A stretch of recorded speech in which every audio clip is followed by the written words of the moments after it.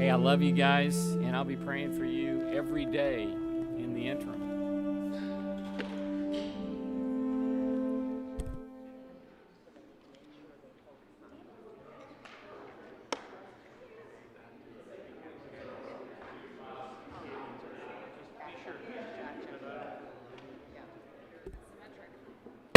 The Senate will come to order. Will the clerk please call the roll? Bridges. Buckner. Let's do this, Senator Coleman. Senator Cook. Quorum. Danielson.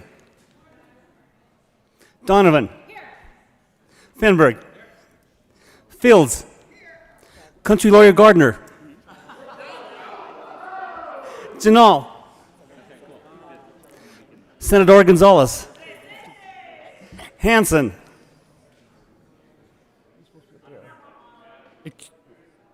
Excused.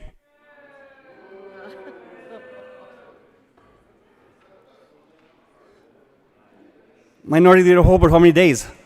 0. Hawkes Lewis. Kirkmeyer.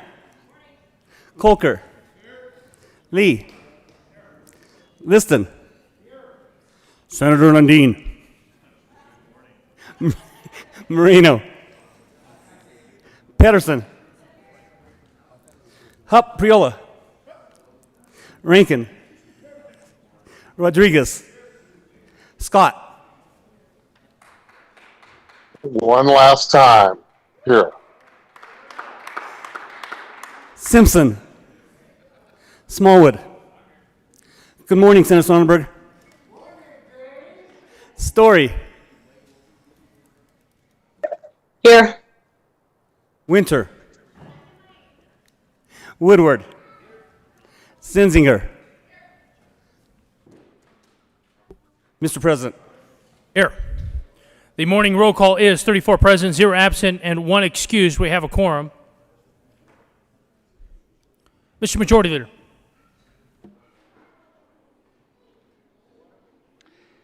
Thank you, Mr. President. I move that we suspend Senate Rule 1B to allow someone other than a senator, specifically my niece, Ava Greenberg, to lead us in the Pledge of Allegiance. You have heard the motion. The motion is that Ava Greenberg lead the pledge. This would require that we suspend Senate Rule 1B to allow someone other than a senator to lead us in the Pledge of Allegiance. All those in favor say aye. Aye. All those opposed, no. The ayes have it, and the motion is adopted. Members, please help me give a warm welcome to Ava Greenberg, who will be leading us in the pledge.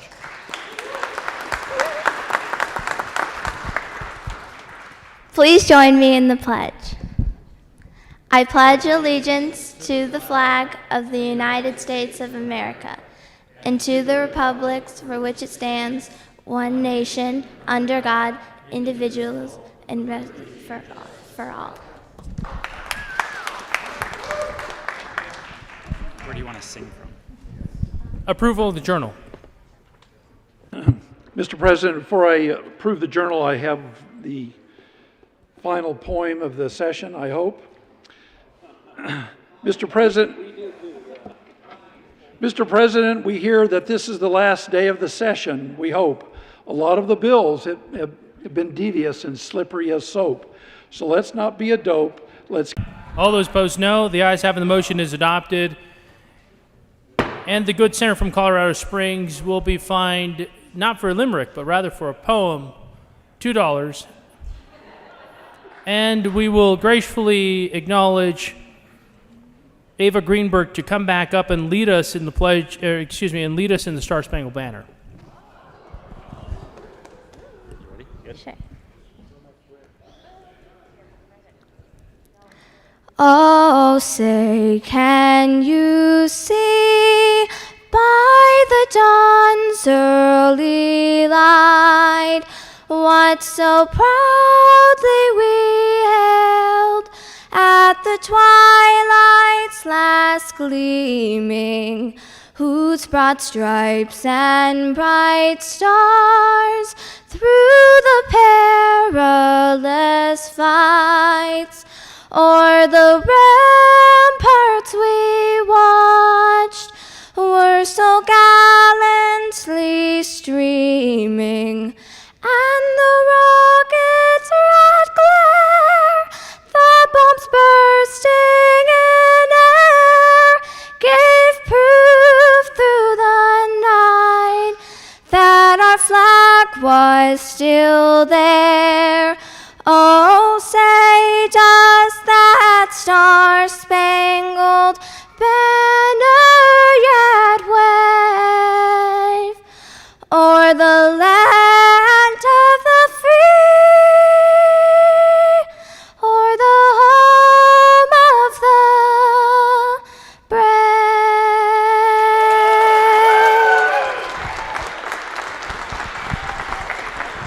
Thank you, thank you, thank you.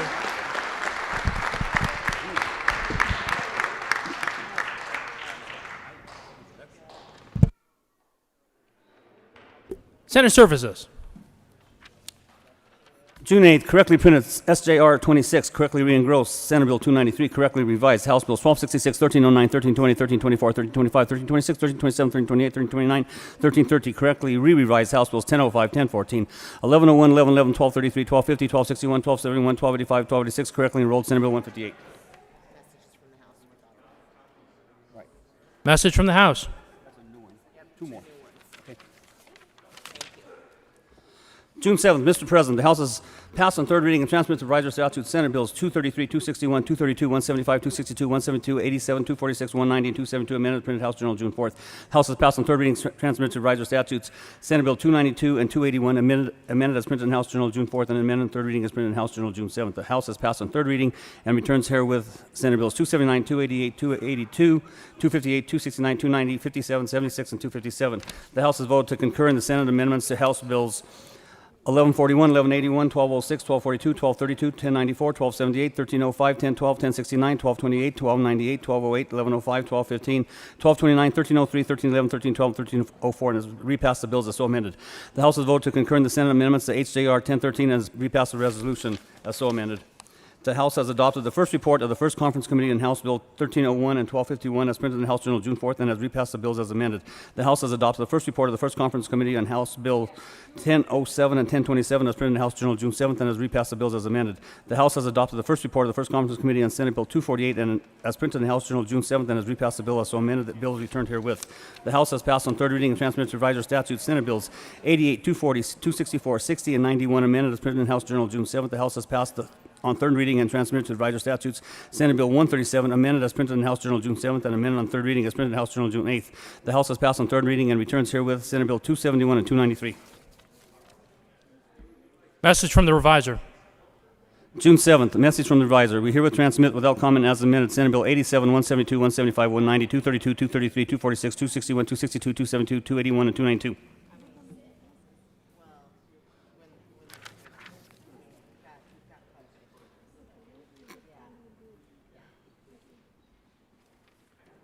Message from the Reviser. Third reading of bills consent calendar. Will the clerk please read all the bills listed on third reading bills consent calendar?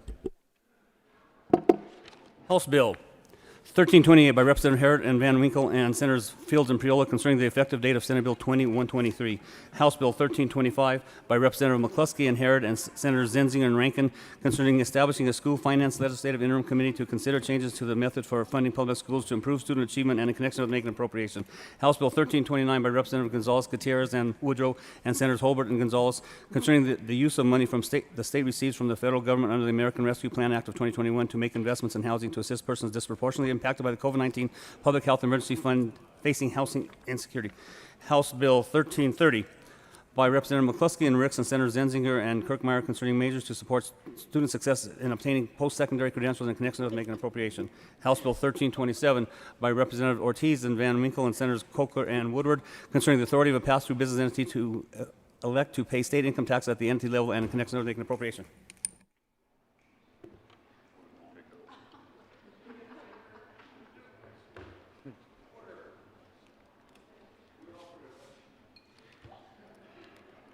Mr. Majority Leader. Thank you, Mr. President. I move for the passage of all the bills on the third reading of bills consent calendar, which includes House Bills 1328, 1325, 1329, 1330, and 1327. Is there any discussion on any of the bills listed on the third reading of the bill's consent calendar? Seeing none, are there any no votes on any of the bills on the third reading bill's consent calendar? Senator Cook. Thank you, Mr. President. I wish to be recorded a no vote on House Bill 1328. Senator Cook will be recorded as a no vote on House Bill 1328.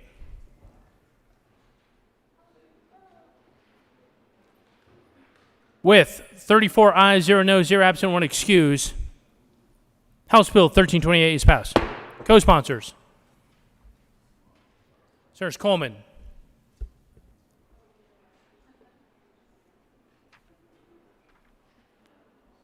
Please have the President.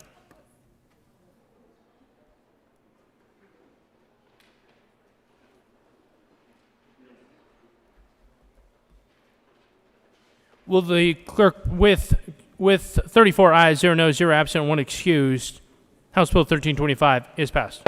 Co-sponsors. Senators Moreno, Simpson,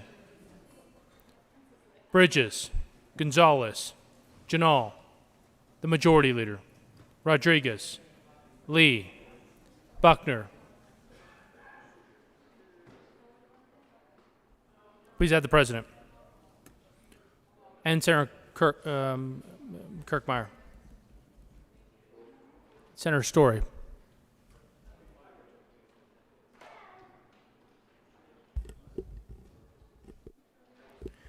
With 34 ayes, 0 noes, 0 absent, 1 excuse, House Bill 1329 is passed. Co-sponsors. Senators Moreno, Priola, the Majority Leader, Bridges, Hawkes Lewis, Danielson, Janal, Zenzinger, Story, Lee, Buckner, Kolker, Rodriguez, Donovan, Pedersen. Please add the President. With 34 ayes, 0 noes, 0 absent, 1 excused, House Bill 1330 is passed. Co-sponsors, Senators Moreno, Simpson, Rankin, Priola, Story, Janal, Danielson, Bridges, the Majority Leader, Buckner, Lundeen, Pedersen, Danielson, Sonnenberg, Woodward. Please add the President. With 34 ayes, 0 noes, 0 absent, 1 excused, House Bill 1327 is passed.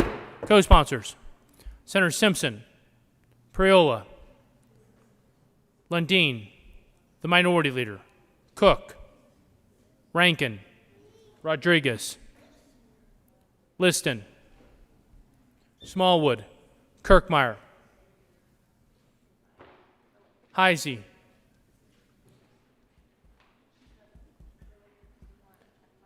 please add the President, and Senator Pedersen, and Senator Bridges.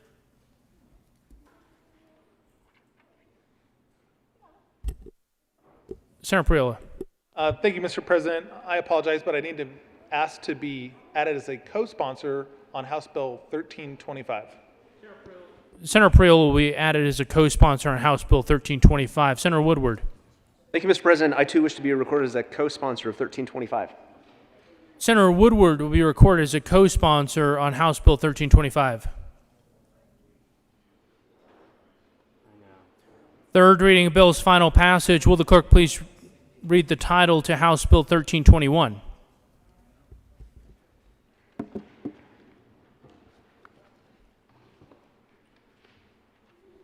House Bill 1321 by Representatives Kennedy and Weissman, Senators Moreno and Pedersen concerning voter transparency requirements to increase information about the fiscal impact of a statewide ballot measures that will result in change in district revenue in connection with making appropriation. Senator Moreno. Thank you, Mr. President. I move House Bill 1321 on third reading and final passage and beg the consideration of the body to offer a third reading amendment. Would the good senator from Commerce City please explain the need for third reading amendment? Thank you, Mr. President. Colleagues, with your permission, shortly here I will move L015, but essentially what L015 would do is take the bill has a very detailed income tax table on how people of different incomes would be affected by an income tax reduction. The amendment would move that from the ballot title and instead make sure that analysis is in the blue book. Ask for your permission. The motion before the body is to allow the Good Senator from Commerce City offer a third reading amendment. All those in favor say aye. Aye. All those opposed, no. The ayes have it. The motion is adopted and permission is granted. There is an amendment at the desk. Will the clerk please read Amendment L015? Amendment L015 to House Bill 13. Senator Moreno. Thank you, Mr. President. I move Amendment L015. To the amendment, Senator. Thank you, Mr. President. Colleagues, as I just explained, the reason why this amendment is so long is because actually the different income levels are actually in the bill. The issue is that they're in the section of the bill that describes what has to be in the title of an initiative. Instead, this would simply move that none of the tables, none of the income ranges have changed. It would just move it from the title of the initiative to the analysis of the initiative. There are just some folks who felt that the title should be the title. So if you're asking people to reduce income tax or reduce their property tax rates, that's what the title should be, and exclusively that. That instead, how taxpayers would be affected is actually analysis that belongs in the informational booklet and not on the title. So that would essentially comport with that, and we would move that to the informational section of the ballot. Is there any discussion regarding Amendment L015? Seeing none, the motion before the body is the adoption of Amendment L015. Are there any no votes? With 34 ayes, 0 noes, 0 absent, and 1 excused, Amendment L015 is adopted. To the bill, Senator Moreno.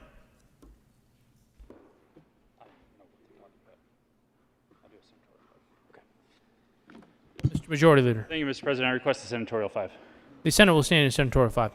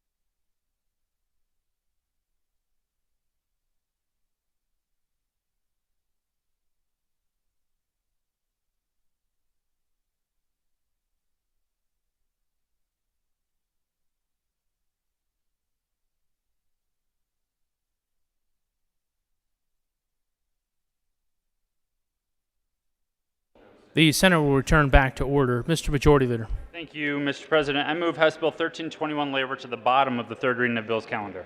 The motion is for House Bill 1321 to lay over to the bottom of the third reading calendar. All those in favor say aye. Aye. All those opposed, no. The ayes have it, and the motion is adopted. Will the clerk please read the title to House Bill 1320? House Bill 1320 by Representative Tipper and Benavides and Senators Lee concerning the continuation of the Sex Offender Management Board and in connection with implementing the recommendations of the 2019 Sunset Report by the Department of Regulatory Agencies. Senator Lee. Thank you, Mr. President. I move House Bill 1320 on third reading and final passage. Ask for an aye vote. Is there any discussion? Seeing none, the motion is the adoption of House Bill 1320 on third reading and final passage. Are there any no votes?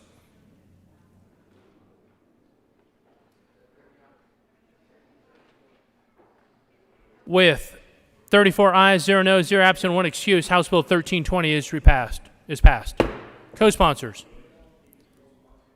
Senators Cook, Liston, Gardner,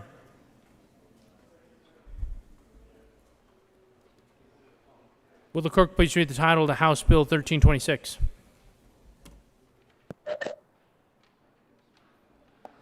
House Bill 1326 by Representative McLaughlin and Will and Senator Story concerning 2020-21 state fiscal year transfers from the general fund to support outdoor recreation in connection with making appropriation. Senator Story. Thank you, Mr. President. I move House Bill 1326 on third reading and final passage and urge an aye vote. The motion is for the passage of House Bill 1326. Is there any discussion? Senator Sonnenberg. Thank you, Mr. President. Members, as the discussion happened yesterday, when is enough enough? You have an enterprise that is supposed to run like a business. They have grown with their clientele, the people that want to do parks and recreation. They have collected fees from hunters and fishermen, actually doubled the fees for hunters and fishermen, doubled park fees, and yet they want us to subsidize them out of the general fund. Are we actually going to let them take money away from schools to be able to supplement their mismanagement? I'm asking for a no vote. Having no further discussion, Senator Story.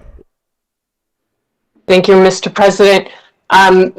Members, the funding for this bill, the $25 million, is federal funding. It's coming from the ARPA funds.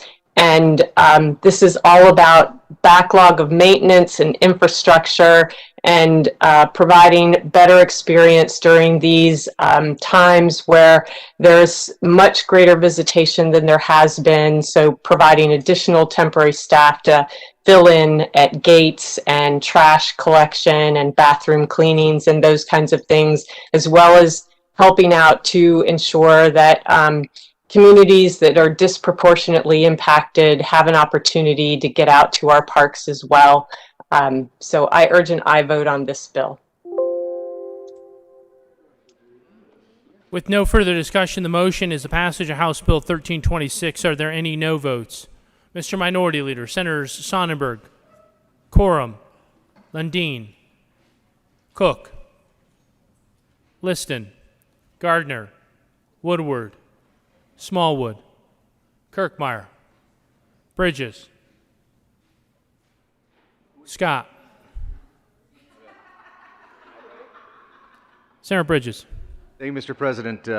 Last day, got distracted. I'd like to be an aye vote on this bill, please. Senator Bridges will be recorded as an aye vote on House Bill 1326. No votes.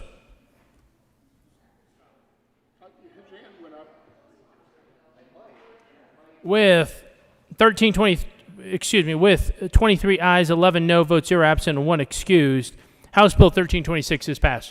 Co-sponsors, Senator Bridges, Danielson, Priola, Janal, the Majority Leader, Pedersen, Gonzalez, Buckner, Lee. Please add the President. Will the clerk please read the title to House Bill 1309? House Bill 1309 by Representative Robertson, Corver, and Senators Lee and Gardner concerning measures related to permitting continuing a criminal trial because of a COVID-19 pandemic. Senator Gardner. Thank you, Mr. President. We move House Bill 1309 on third reading and final passage. Is there any discussion? Seeing none, the motion is the adoption of House Bill 1309. Are there any no votes? Senators Moreno,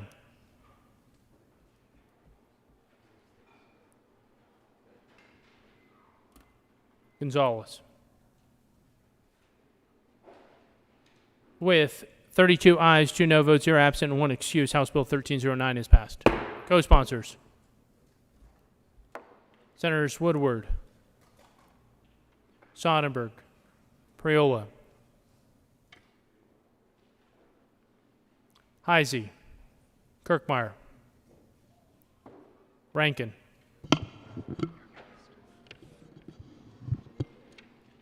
Mr. Majority Leader. Thank you, Mr. President. I move House Bill 1266 lay over to the bottom of the third reading of Bill's calendar.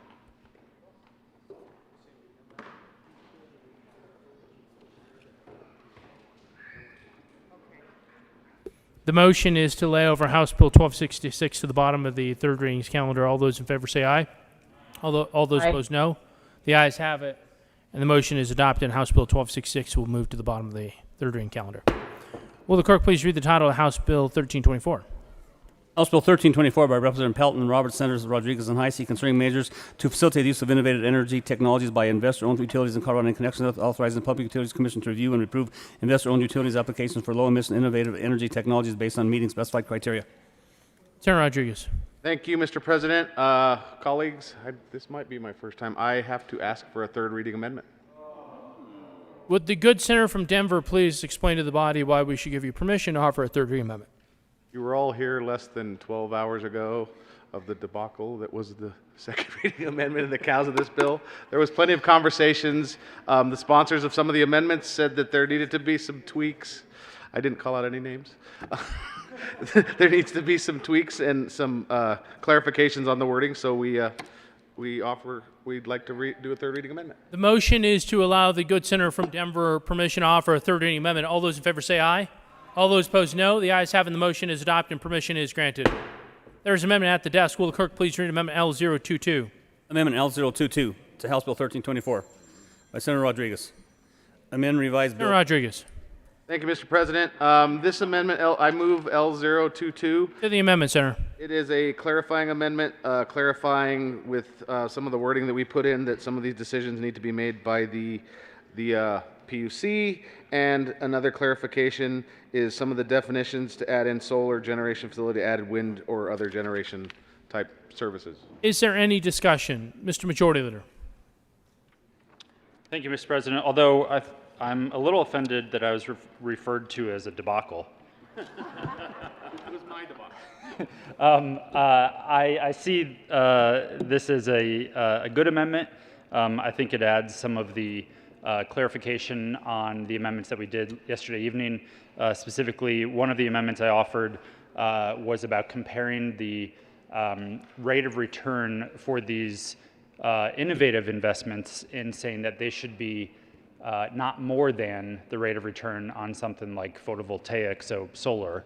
And as I mentioned last night, there was interest in making sure that was a little bit wider and included wind as well, because not all of the investments these days are solar. So I think that's fair to essentially average it out between wind and solar to make sure it's a fair comparison. So that's what the second part of it does. The first part is about cost recovery, I think, regarding the good senator from Denver, who is not here this morning, regarding his amendment. But I see these as clarifying and appreciate the sponsors bringing it this morning. Senator Rodriguez. Point of clarification, the debacle was mine and mine alone. Don't want to impugn anybody. Further discussion? Seeing none, the motion is the adoption of Amendment L022. Are there any no votes? With 34 ayes, 0 noes, 0 absent, and 1 excused, Amendment L022 is adopted. To the bill. Senator Heisey. Thank you, Mr. President. I move House Bill 1324 on third and final reading. I ask for an aye vote. I would like to state that I am so disappointed that my good friend and the senator from Denver, who swims in the environmental lane, is not here today. Yesterday, he declined to be in what he considered a race to the bottom. Today, I was going to invite him to join us in being in a race to the top. Having no further discussion, the motion, Senator Sonnenberg.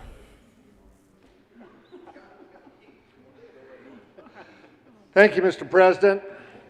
Well, members, I got to contemplating last night about our discussion. That is never good, absolutely. But you know, there were some statements made regarding this bill and the innovative technologies. And then there were statements made that our costs for electricity have been reduced because of that technology which we call wind and solar, and we've abandoned coal. So I got to looking. Interestingly enough, I didn't realize this. I can't get my Excel bills online. Unless you sign up for a certain program, I can't view my Excel bills. I called them this morning. I says, I'd like to see my Excel bills. Well, you're not signed up for this program. I said, well, program? I have to be signed up a program? I'm auto pay, so they just continue to take the money out of my account, and I just let it all go. So here I go. I know I bear some of the responsibility there, but I was unable to see actually what it cost and how much it has increased. But I also have 8 meters on my co-op electric association. So I pulled bills there. This new technology that was supposed to make it easier and cheaper for us, in 2014, I paid 13 cents a kilowatt hour.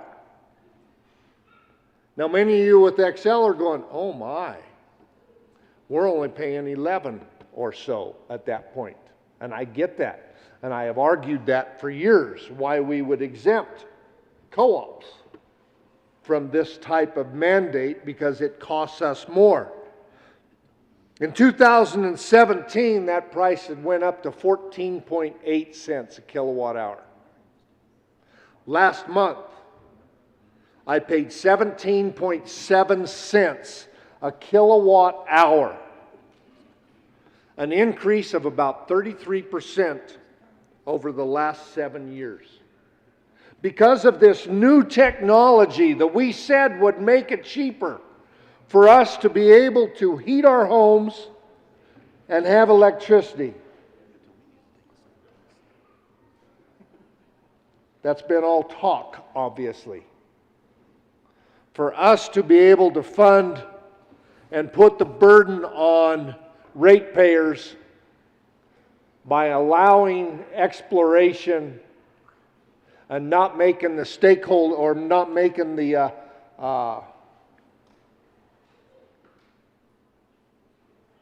I'm not one. Stockholders, that's it. Shareholders, not making them bear part of the burden here is a mistake. I'm asking for a no vote on 1324. Hope you will join me so that we can leave all the tools on the table and allow for us to move forward to actually have inexpensive electricity. Ask for your no vote. Having no further discussion, the motion before the body is the adoption of House Bill 1324. Are there any no votes? Mr. Minority Leader, Senators Lundin, Gardner, Cook, Sonnenberg, Smallwood, Rankin.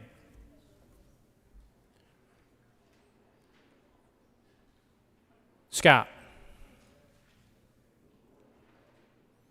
With 26 ayes, 8 no votes, 0 absent, and 1 excused, House Bill 1324 is passed. Co-sponsors. Senators Rodriguez, Winter, Priola, Liston.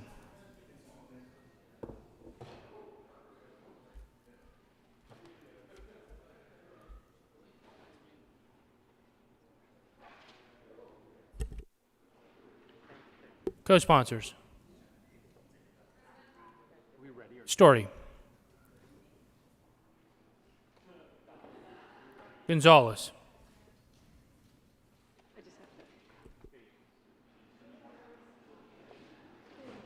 I'm just adding myself as a co-sponsor.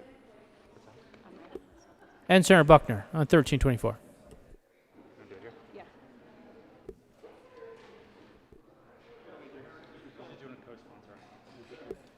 Senator Hawkins Lewis. Thank you, Mr. President. I ask permission to be a co-sponsor of House Bill 1266. I was distracted by the decorations, so please forgive me. Senator, we have not taken up House Bill 1266.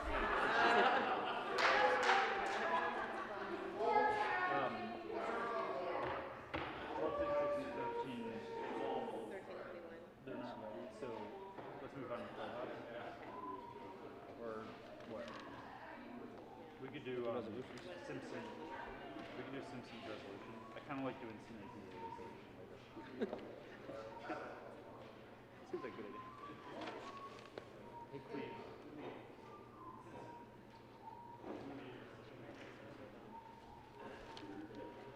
Mr. Majority Leader. Thank you, Mr. President. I move that we proceed out of order to take up House Joint Resolution 1011 under consideration of resolutions. The motion is to proceed out of order to take up consideration of resolutions, House Joint Resolution 1011. All those in favor say aye. All those opposed, no. The ayes have it, and consideration is granted. We will proceed to take up House Joint Resolution 1011. Will the clerk please read the House Joint Resolution 1011? H.J.R. 1011 by Representative Holtorf and Senator Simpson concerning the designation of a portion of United States Highway 160 as the Deputy Travis Russell and Deputy Sergeant Matthew Troy Moreno Memorial Highway. Senator Simpson. Thank you, Mr. President. I move Resolution 21-1011 and ask that it be read at length. Will the clerk please read House Joint Resolution 1011? House Joint Resolution 1011 by Representative Holtorf and Senator Simpson concerning the designation of a portion of United States Highway 160 as the Deputy Travis Russell and Deputy Sergeant Matthew Troy Moreno Memorial Highway. Whereas Deputy Travis Russell of the Los Animas County Sheriff's Department was killed in a rollover crash while on duty in Trinidad on Tuesday, March 1st, 2016, and whereas Deputy Russell was driving eastbound on Stonewall Avenue just west of Prospect Street when his vehicle veered into the westbound lanes and hit an unoccupied vehicle, and whereas Deputy Russell's 2009 Ford Expedition rolled onto its passenger side, and whereas emergency crews transported Deputy Russell to Mount San Rafael Hospital in Trinidad, where he died, and whereas Deputy Russell served with the Los Animas County Sheriff's Office for a total of 10 years, and whereas only a few years later, another Los Animas County Sheriff's Office deputy lost his life in a vehicle crash, and whereas on Wednesday, December 12th, 2018, Deputy Sergeant Matthew Troy Moreno was killed in a vehicle crash on Highway 12 near Valdez while responding to a domestic incident at 8 o'clock p.m. And whereas Sergeant Moreno's patrol pickup and a second patrol vehicle both collided with a vehicle that was traveling in the opposite direction. And whereas Sergeant Moreno and the two occupants of the other vehicle, including an infant, all succumbed to their injuries, while a deputy in Sergeant Moreno's vehicle and the deputy in the second patrol car were both injured. And whereas the investigation of the crash revealed that the vehicle that struck them was driving 96 miles per hour in a 45 mile per hour zone, and its driver had excessive levels of intoxication at the time of the crash. And whereas Sergeant Moreno had served with the Los Animas County Sheriff's Department for 5 years, now, therefore, be it resolved by the House of Representatives of the 73rd General Assembly of the State of Colorado, the Senate concurring herein, 1, that the portion of United States Highway 160 from mile marker 347 to mile marker 348 be designated as the Deputy Travis Russell and Deputy Sergeant Matthew Troy Moreno Memorial Highway. 2, that the Colorado Department of Transportation may accept and expend gifts, grants, and donations for the purposes of the initial placement of signs to mark that portion of United States Highway 160 as the Deputy Travis Russell and Deputy Sergeant Matthew Troy Moreno Memorial Highway. 3, that the Colorado Department of Transportation may explore a cooperative agreement with the Board of County Commissioners for Los Animas County for the maintenance of the signs marking the Deputy Travis Russell and Deputy Sergeant Matthew Troy Moreno Memorial Highway. Be it further resolved that copies of this joint resolution be sent to Deputy Russell's spouse, Megan Russell, and his children, Brenna, Evan, and Chloe, Sergeant Moreno's father, Ed Moreno, and mother, Christine Dagnio, Sergeant Moreno's fiancée, Nicole Cordova, Eva Moreno, mother of Sergeant Moreno's children, and Sergeant Moreno's children, Jared, Summer, and Morgan. Senator Simpson. Thank you, Mr. President. As we conclude my first session here and marked by a number of firsts for me, this is certainly a first, but I truly hope it's also my last memorial I have to offer to this body and to the families of those that serve our great state. Condolences, thoughts and prayers to both the Los Animas County Sheriff's Department and the family and friends of Deputy Russell and Deputy Marino. Logistics really just didn't afford us an opportunity to have the family here today. Representative Holtorf and I are committed to doing something in Los Animas County this summer in a dedication. So again, appreciate the body's recognition of the sacrifice that the Los Animas County Sheriff's Department has gone through over the last several years, and these families in particular. So thank you very much, Mr. President.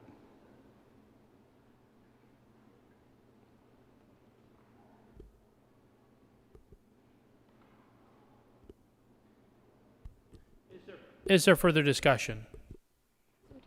Seeing none. I'm going to do that. Senator Simpson. Mr. President, I was just going to, after the resolution was approved, ask for a current roll call to be added as co-sponsor. That's all.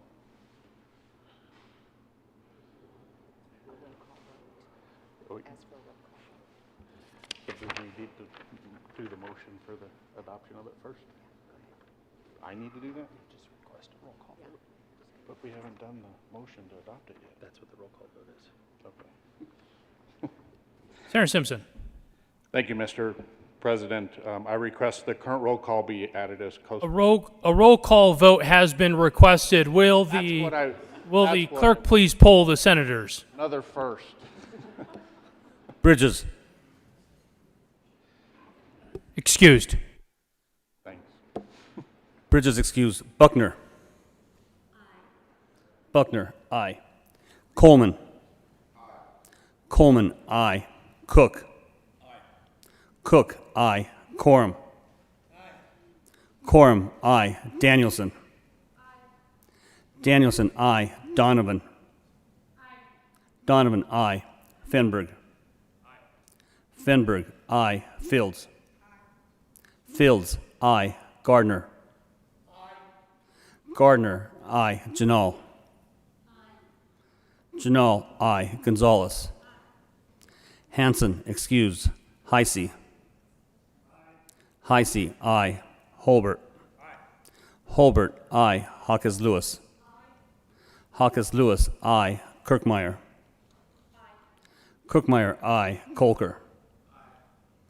Colker, aye. Lee. Lee, aye. Liston. Liston, aye. Lindeen. Lindeen, aye. Moreno.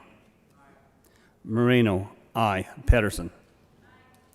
Pedersen, aye. Priola. Priola, aye. Rankin. Rankin, aye. Rodriguez. Rodriguez, aye. Scott. Aye. Scott, aye. Simpson. Aye.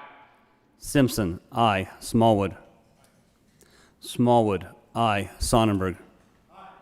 Sonnenberg, aye. Story. Aye.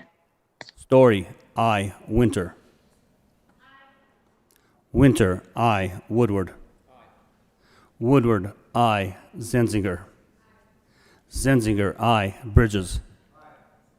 Bridges, aye. Mr. President. Aye. With 34 present, with 34 ayes, 0 noes, 0 absent, and 1 excuse, House Joint Resolution 1011 is passed. Co-sponsors, Senator Simpson. Thank you, Mr. President. Now I request the current roll call be added as co-sponsors. Seeing no objection, the current roll call will be added as co-sponsors on House Joint Resolution 1011. Thank you.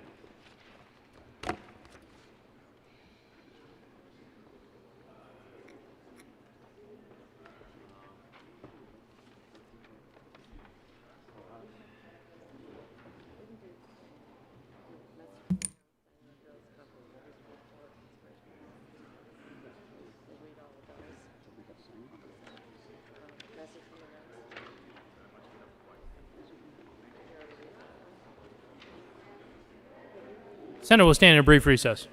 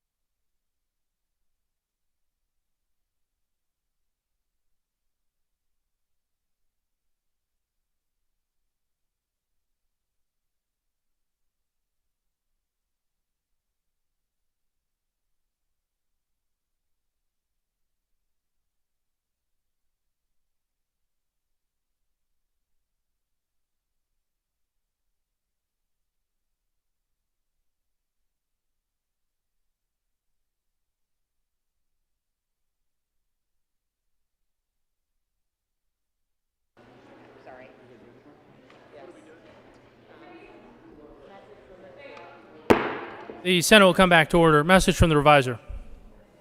June 8th, we herewith transmit without comment as amended Senate Bill 60, 88, 91, 137, 240, and 264.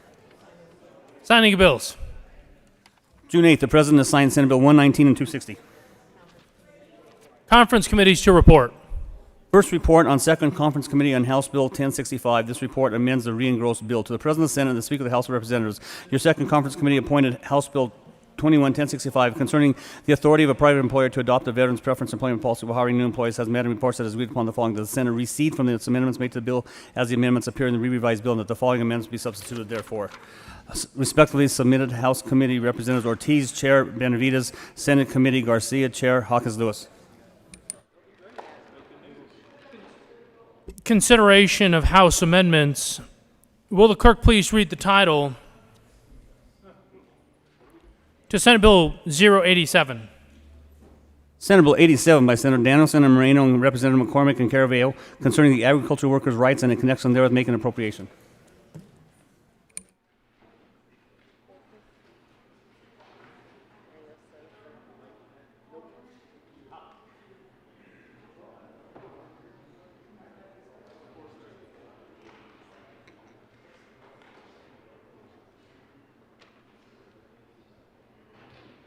You want me to make the motion, Mr. President?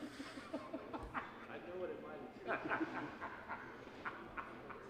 Senator Moreno. Thank you, Mr. President. I move the Senate concur with House amendments to Senate Bill 87. Is there any discussion?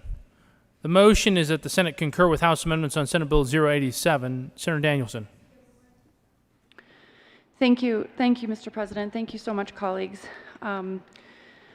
I just wanted to address some of the changes that were made in the House and sort of how the bill ended up before we pass it today.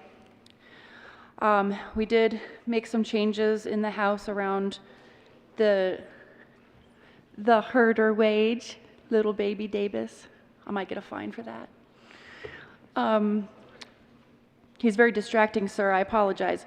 We saw powerful evidence that herders are underpaid and will continue to be paid less than the state minimum wage per hour, even if this special minimum wage for herders takes effect. This is especially true considering herders work between 80 and 90 hours a week at a minimum.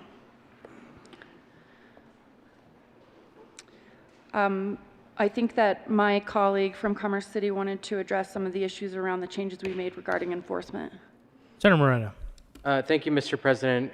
Colleagues, originally the bill allowed a worker as well as a worker's representative to bring a claim. The piece about a non-worker bringing a claim has been removed. However, the bill still allows those agricultural worker representatives to bring a claim if they have a close relationship to the worker or themselves directly the subject to retaliation, and allows whistleblowers to sue if they to enforce some of the rights that are outlined in Part 2.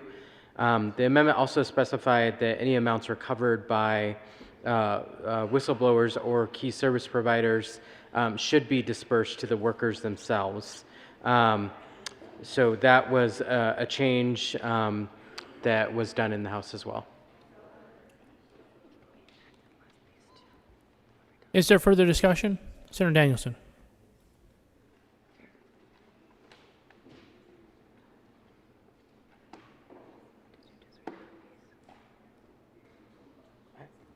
I detailed it. I think it's fine. Senator Danielson. Thank you, Mr. President. There were also further changes to the provisions around rest breaks. There was an amendment that was done on the House floor that addressed drivers operating combines during harvest. During those periods, we say an amendment passed to create an exemption from 10-minute rest breaks for people driving motorized combines while harvesting that was designed for periods in which those workers are actually driving combines for harvesting. During those periods, there's no requirement that they actually stop the combine midstream while harvesting to get out and take a break. The exemption should allow employers to provide 10-minute breaks at the end of a 4-hour period of operating a combine for harvesting, or at other times during the day when it makes sense from an operations perspective. As with all issues regarding 10-minute breaks, the Division of Labor Standards and Statistics can provide additional clarification on this narrow exemption from 10-minute breaks. Members and guests, you are at liberty to leave to go to the antechamber to continue conversations, but please be mindful of those who are at the well. Further discussion. Senator Danielson. Thank you again, Mr. President. The bill delegates to the Colorado Department of Labor and Employment critical rules regarding overtime for farm workers, but it requires the agency to make those rules in consideration of the core legislative findings that undergird this legislation. Excuse me, Senator, the good senator from Wheat Ridge. I'm sorry. We suspend for a second.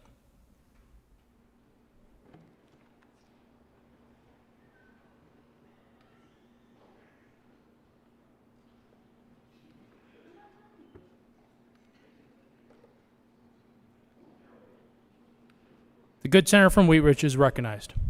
Thank you, Mr. President. Thank you, colleagues. I'll just start this piece over because it's important. The bill delegates to the Colorado Department of Labor and Employment critical rules regarding overtime for farm workers, but it requires the agency to make those rules in consideration of the core legislative findings that underscore this legislation. The historic exclusion of farm workers from the equal treatment of our laws is bad policy, and it's racist, and the right to overtime protections is a fundamental right of workers in this state.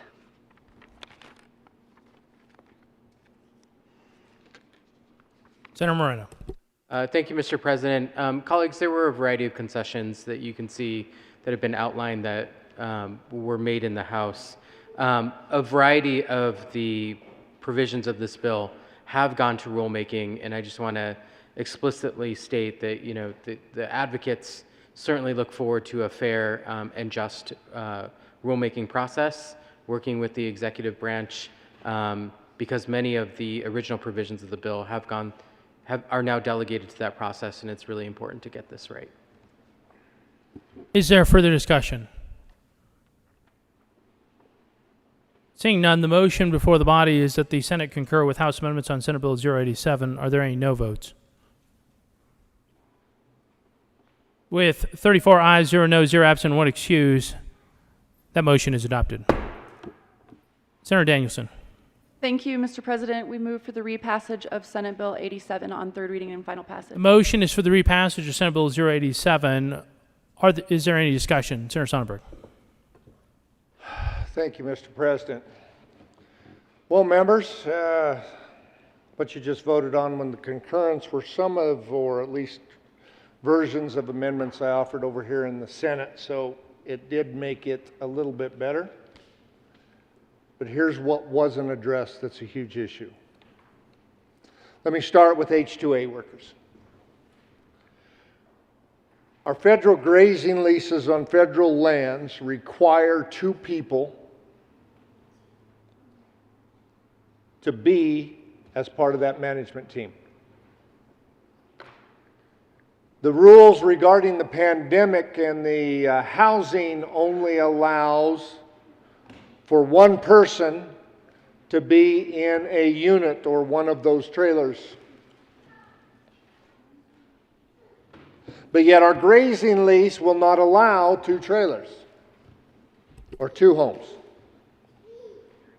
We also have a minimum wage or a wage set in our H-2A contracts that say we will pay this amount, which includes and is based upon hours of work when they work 12 hours a day or 24 hours and stay at the site, and that's calculated. Now we take that, and if we have time and a half, whatever that may be, that changes our H-2A worker contracts. And I don't know how that's going to work. I'm sure the courts will figure it out because that's where this is headed. I also want to explain a little bit to you on how agriculture works. A break after 4 hours would be nice. But if I am running a combine and I've been there 4 hours and I need to take a break, and the grain cart guy is sitting there waiting to finish out the load so the truck can get to the elevator or wherever it's going, if those breaks don't coincide, and they never do, that makes it difficult for us to do business. The provision in the bill when it was introduced that talked about having to have shade and water after I sit in a $500,000 combine, air-conditioned, Bluetooth, the seat costs more than my pickup, and I have to have access to shade in a tent and fresh water, didn't make sense. Shows a lack of understanding on what we're doing in agriculture. And that's partly our fault. Us in agriculture choose to stick our nose to the grindstone and continue to work and work hard to produce that food, fiber, and energy that not only this state and our country enjoy, but that we ship around the world. And we have employees come back year after year after year, not because they're abused, because they love the work they do and are happy with the work and their employer. But yet we, as an institution, know better. We know what's good for them and agriculture better than those that actually work in the industry. And I understand that. It's our job to try and solve problems. And in every industry, we may have a problem or two, but I can tell you that in my 15 years down here, this bill is probably the most devastating bill to agriculture that we have seen. This will have the largest impact on agriculture. And for most of you, it won't matter. But for those on marginal incomes, when their food price has to increase, the vegetable costs have to increase to cover the labor force, those are the people that are going to be hurt. It's frustrating that the ag community couldn't stay arm in arm on this, as it probably has the most impact of any bill I have seen down here on the agriculture community in the last 15 years. But with that said, what's important for you to realize is that we are causing more damage than we are fixing a problem. We are creating scenarios in which agriculture may just choose, or segments of agriculture may just choose to say, I'm done. I'm not going to grow this crop or this food product anymore because it's too labor intensive, and with the new rules in place, the workers that came here to make a lot of money and wanted to work a lot of hours are going to get turned back. Because agriculture can't afford those extra costs, we'll hire more employees, they'll make less money, and then they won't be here. They'll actually go to one of our neighboring states where they can actually meet the needs of their families. I don't get to do that. I can't just pick up my farm and move. Although I did talk to a farmer last week that farms thousands of acres that says that maybe his time for his son to sell out part of theirs and go to places like South Dakota. And that would be too bad. Members, I know I'm rehashing old discussions. I do want to thank the sponsor for working with industry to try and at least have those conversations and understand what industry is asking for. But I'm going to ask you one last time to vote no. Vote no on this bill. Let's spend the summer and next fall having discussions with the industry rather than waiting till just before the bill's introduced to allow industry to weigh in. Let's have that conversation over the next summer and fall. And I pledge to you, the sponsors of the bill, that I will be there with you to have that conversation. I will bring the ag groups to have that conversation. And let's figure out what works. Let's figure out how we keep the ag industry viable in this state and keep the workers employed in this state and keep your food inexpensive and safe in this state. I'm asking you to vote no. Please vote no on this bill. Thank you, Mr. President. Senator Quorum. Thank you, Mr. President. It is Always very difficult to follow the good senator from Sterling. His knowledge of agriculture and this building is something that we're going to have to think about next year because he is term limited. It's good to see the good senator from Alamosa come along because he's got that background also, agriculturally. He will be a great senator in this building for a long time. But I want to address what I've always talked about, and we are the land of unintended consequences. So we were told that how a lot of these workers are working for $2 and $3 an hour. My comment was, give me the name of these abused workers. I will take that to the U.S. Attorney myself. I'm not shy. Because if that is happening, it indeed needs to stop. We talk about H-2A workers and coming in and how they're mistreated. I got to tell you a couple of success stories in my district. One of the families that I have the utmost respect for, the Etchart family. They're Basques, coming out of the Pyrenees Mountains. Martin came to Colorado in 1948.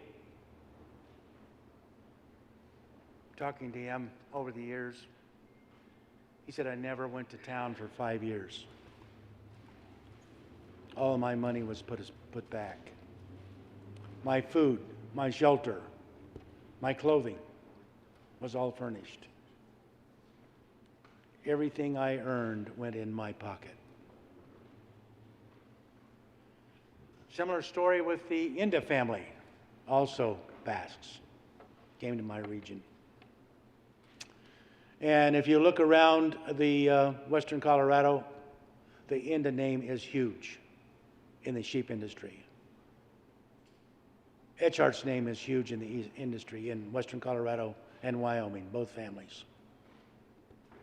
They came here, they worked hard, and they found the American dream. And what we're doing here today, I call those guys the dreamers. Because they came here with a plan, they came here with a goal, and they persevered, and they won. Both of those families are some of the largest sheep producers in Colorado and Wyoming. They didn't do that because they were abused. They seized an opportunity. They're all big landowners. Either one of that group could buy and sell me and not miss the money. They have done well. What we're doing is taking the opportunity away from those who come here seeking the American dream. I talk to farmers that a lot of their employees are making $60,000 to $70,000 a year on hourly wage. They're furnished a home. They're furnished a vehicle. They're part of the family. They've been doing this for years and years and years. And they're doing that, one, it's the life they love, and it's an opportunity to make pretty darn good money. So they too can pursue that dream of owning their own ranch, their own farm. Why is this not going to happen now? That guy that's making $20 to $25 an hour, and granted, working 14 hours a day, still going to make his $25 an hour, but it's going to stop at 8 hours. They're not paying $35 to $40 an hour. So the option is they will bring another worker in, or they will cut back their production on that farm or ranch and do it. I think the scariest thing out there that I think this is actually fitting hand in glove with we talk about this often, is water speculation. It's happening right here in Colorado. And recently, water futures started trading on Wall Street. And you're going to tell me, well, you can't sell your water in Colorado and export it? I'm telling you, it's happening right now. And the state of Colorado, I believe, is a co-conspirator on this. Because we're selling our water to environmental groups that is on the disguise of supplementing in-stream flow.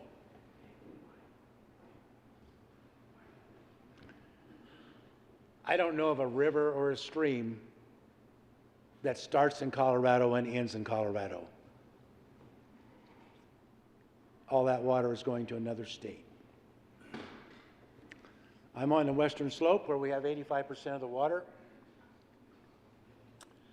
And I see in my district, on the Dolores River, those in-stream flows right now are 1,000 cubic feet per second.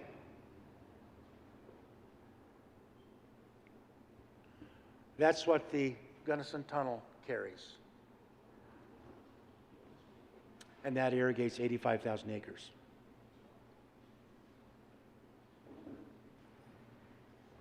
We can sit here and say it's not going to happen, but I guarantee you it is going to happen. Because when a farm or ranch is not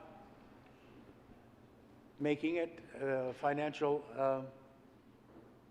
stress is doing them, you know, the first thing they did, they started doing conservation easements. Well, we've seen how that worked. We had the state of Colorado come along within less than a week of the statute of limitations on these and sent a letter that they were no longer acceptable. This led to suicide and bankruptcies in Colorado. We had an opportunity yesterday, Senate Bill 33, to start addressing that. That failed in the other chamber. So what you're going to see is these farmers and ranchers saying, you know what, the money's not there, we're not big enough, we have three children in the family, we're not big enough operation to feed all of those families, so they're going to start liquidating. First thing they'll do is liquidate equipment. When that pot dries up, they start liquidating land and water. And if you want to see what water, the lack of water can do to an agricultural community, I want you to all take a Sunday drive. You can go on Saturday if you want, I don't care. I don't care when you go. But you need to go because you need to look at the consequences. You go 17 miles east of Pueblo to a little community called Boone. Highway takes a sweeping right-hand turn, take a left and follow the Arkansas River. It is a barren desert where communities used to be. Now you just see the skeletal remains of those communities. And that is what we're doing right now. Because of our lack of knowledge and our inability to get out in the communities, visit the farmers and ranchers that provide the food and fiber that sustain us. We are looking at a changing Colorado. Because the land that you want to drive by, you drive by in the spring and you look at the newborn calves lambs, colts. Where it is possible, you're going to see houses planted.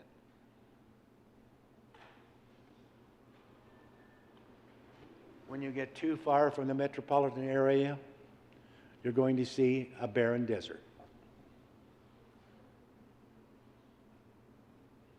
I don't know if any of you had the opportunity to ever read the book or watch the movie of Centennial. But the South Platte River, which we send more than 1 million acre-feet of water average every year beyond our compact, was dry in early July. It was dry till agricultural came to Colorado. My own district, the Uncompahgre River,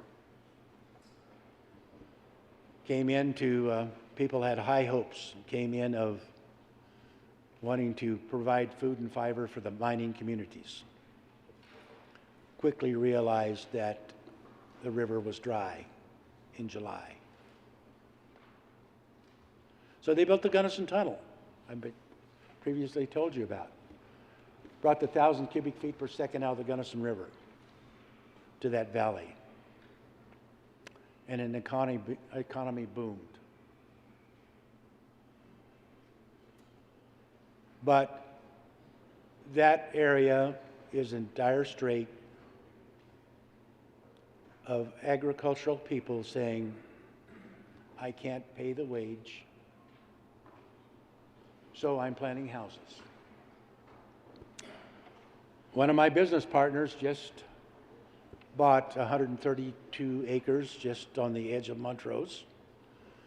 It was one of the old original 1880 operations that came into the valley. And it is beginning, he is preparing to plant houses. And you think, well, I don't know, people going to move over there? I hope not, but they will. Because you have the San Juan Range south of us, that's one of the most beautiful areas in Colorado. And that area that he's in right now, he's got the equipment out there working. He picked off 6 lots to start with at 6 to 7 acres. Put them on the market for $50,000 an acre. And there's one left. So they're moving from this area to that area because the good senator from Douglas County, you know what the market value on houses has done in Douglas County? So you can sell that house in Douglas County and move over there and get a wonderful climate. They're coming over because we love this. This is a farm community. It's not going to happen. I believe this is a stake in the heart of agriculture in Colorado. I understand the reasoning of the sponsors, but I think you only saw a very small picture of what is happening in agriculture and what the passing of this legislation is going to do to agriculture and the American dream of owning a farm and ranch. I will be a no. Is there further discussion? Senator Danielson. Thank you, Mr. President. And thank you to my co-prime sponsor from Commerce City and my colleagues in the House for bringing this important human rights measure. I think I need to address a few things that have been brought up today. First of all, we didn't just have conversations with the opponents. We worked for 6 months now to address their concerns, and we did. It took me an hour and a half on the floor to describe the concessions that I made to the industry at their request. Legitimate concerns to improve the bill, to make it workable, to honor ag and address their issues. serious, significant further changes were made in the House to do just that. So don't dismiss the work that was done here. There are 95 organizations across the state that strongly support this measure. They include agricultural industry organizations, individual producers. They include public health entities, racial justice entities and organizations, social justice organizations, religious organizations, Latino organizations that have been fighting this fight for 60, 70 years, and on and on and on. Because this is about basic human rights that have been denied to workers in this industry and in domestic service alone. Since the 1930s, when we started to grant these kinds of rights to every other worker in the country.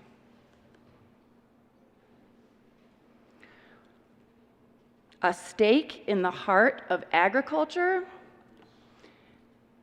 the most devastating bill to agriculture we have seen, and perhaps it would have been better if those who actually work in the industry had crafted the bill. They did. Agriculture is not only land-owning employers.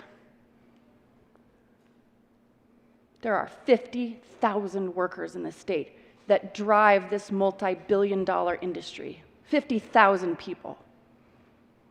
Very few of them are employers, business owners, landowners. Most of them, the overwhelming majority of the agricultural industry, are the workers who drive it. You cannot separate them, and the opponents would like to do exactly that. The business, corporate, agricultural lobby would like to have you believe that the agricultural industry consists of business owners and employers alone. Land-owning employers. You cannot separate the industry from the workers who make it run, the people who actually put food on our table, who harvest and plant and harvest and plant year after year, the food that you eat every day. I'm the fourth generation of my family to live on our farm, where my dad, my grandfather, and my great-grandfather all farmed and raised livestock before I was there. They were proud employers, land-owning businessmen. And they contributed great things to our community. They still do. My dad and mom still live there. But if you had paid attention to even a fraction of the testimony that was in committee about this bill, you would be as embarrassed of the industry as I am. Because it does happen. Yes, again, the agricultural industry lobbyists would like to have you believe that there are a tiny fraction of workers who are mistreated, who are underpaid, who are abused. They would love to have you believe that. And they tried very, very hard to convince you of that. It happens frequently. Hours and hours and hours of testimony from farm workers themselves describing what they have been put through. Generation after generation after generation of Americans who harvest and plant the food that we eat every day. My colleague from Denver's father told me stories about how he earned 20 cents an hour when he was a farm worker. That's one generation from us serving in the Senate, 20 cents an hour. You say, show me the man who underpays their worker and I'll take him to court. Here's the problem. It's not illegal. It is completely legal right now in the state of Colorado to not pay ag workers the minimum wage. They are not allowed to earn overtime. They do not have the right to organize, meaning they can't even get together to talk about their work safety or their pay. And if they do, the retaliation that they face is fierce and extraordinarily swift. They are denied food, rest, and water breaks. These are all things that almost every single worker in every other industry in the state has enjoyed for a very long time, generations. This bill remedies all of those problems. What are these opponents so terrified of? We are talking about requiring agricultural employers to pay the minimum wage, to pay their workers overtime, to allow them to organize, to advocate for a safer workplace and better pay, to require these employers to let them have food and water and rest breaks, and lastly, to bar them from retaliating against their workers when they come forward with complaints. That is what the bill does. That is why we need to pass Senate Bill 87, the Farm Workers' Bill of Rights. These are not extreme requirements for employers. These are basic human rights that we should have given ag workers generations ago. These are not unreasonable requirements for employers. They're just unique because agriculture is carved out of these requirements, unlike almost every other industry in the state. That is embarrassing. That we as a state have allowed this to happen for so long. We have a chance to right this wrong for these workers who actually do drive this industry to put food on our tables every single day. We made a lot of progress with the industry to accommodate their legitimate concerns. But these opponents are still opposed to these most basic human and civil rights. There is nothing that we are going to do to change their opinions there, because the opponents of this bill are still fundamentally opposed to paying people the minimum wage, overtime, allowing them to organize, giving them rest breaks, and protecting them from retaliation. Enough.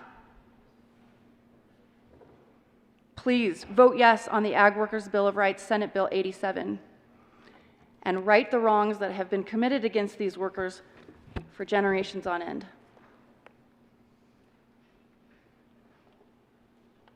Having no further discussion, the motion before the body is the passage of Senate Bill 087. Are there any no votes? Mr. Minority Leader. Senators Lundin, Gardner, Cook, Liston, Simpson, Smallwood, Sonnenberg, Rankin, Woodward, Scott, Heisey, Kirkmeyer, Quorum, Woodward, Priola.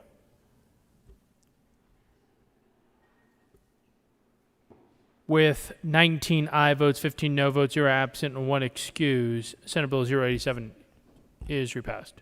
Co-sponsors: Senators Gonzalez, Kolker, Winter. Please add the President.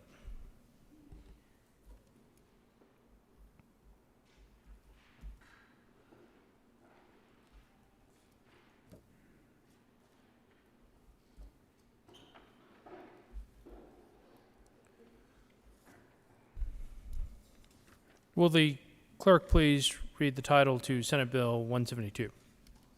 Senate Bill 172 by Senator Danielson and Garcia and Representative Gonzalez, Gutierrez, and Ortiz concerning the creation of a fund to assist in increasing the amounts paid to persons employed by local education providers. Senator Danielson.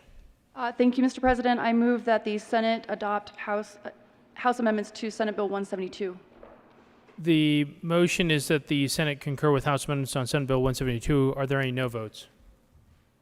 Senator Woodward, Cook, Lundin, Gardner, the Minority Leader, Liston, Heisey, Kirkmeyer, Smallwood, Scott,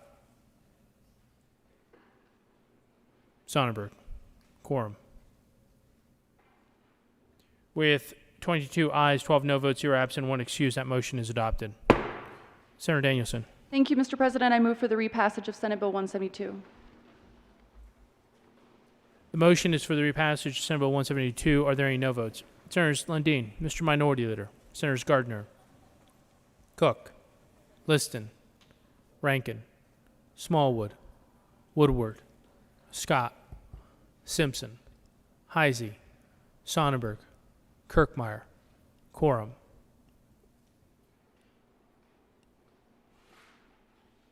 With 20 ayes, 14 no votes, 0 absent, 1 excused, Senate Bill 172 is repassed. Co-sponsors.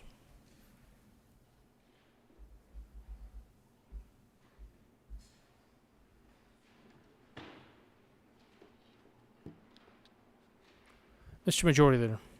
Thank you, Mr. President. I move Senate Bill 175 lay over to the bottom of the consideration of House amendments. The motion is to lay over Senate Bill 175 to the bottom of the consideration of House amendments, the Senate Bills calendar. All those in favor say aye. All those opposed, no. The ayes have it, and the motion is adopted.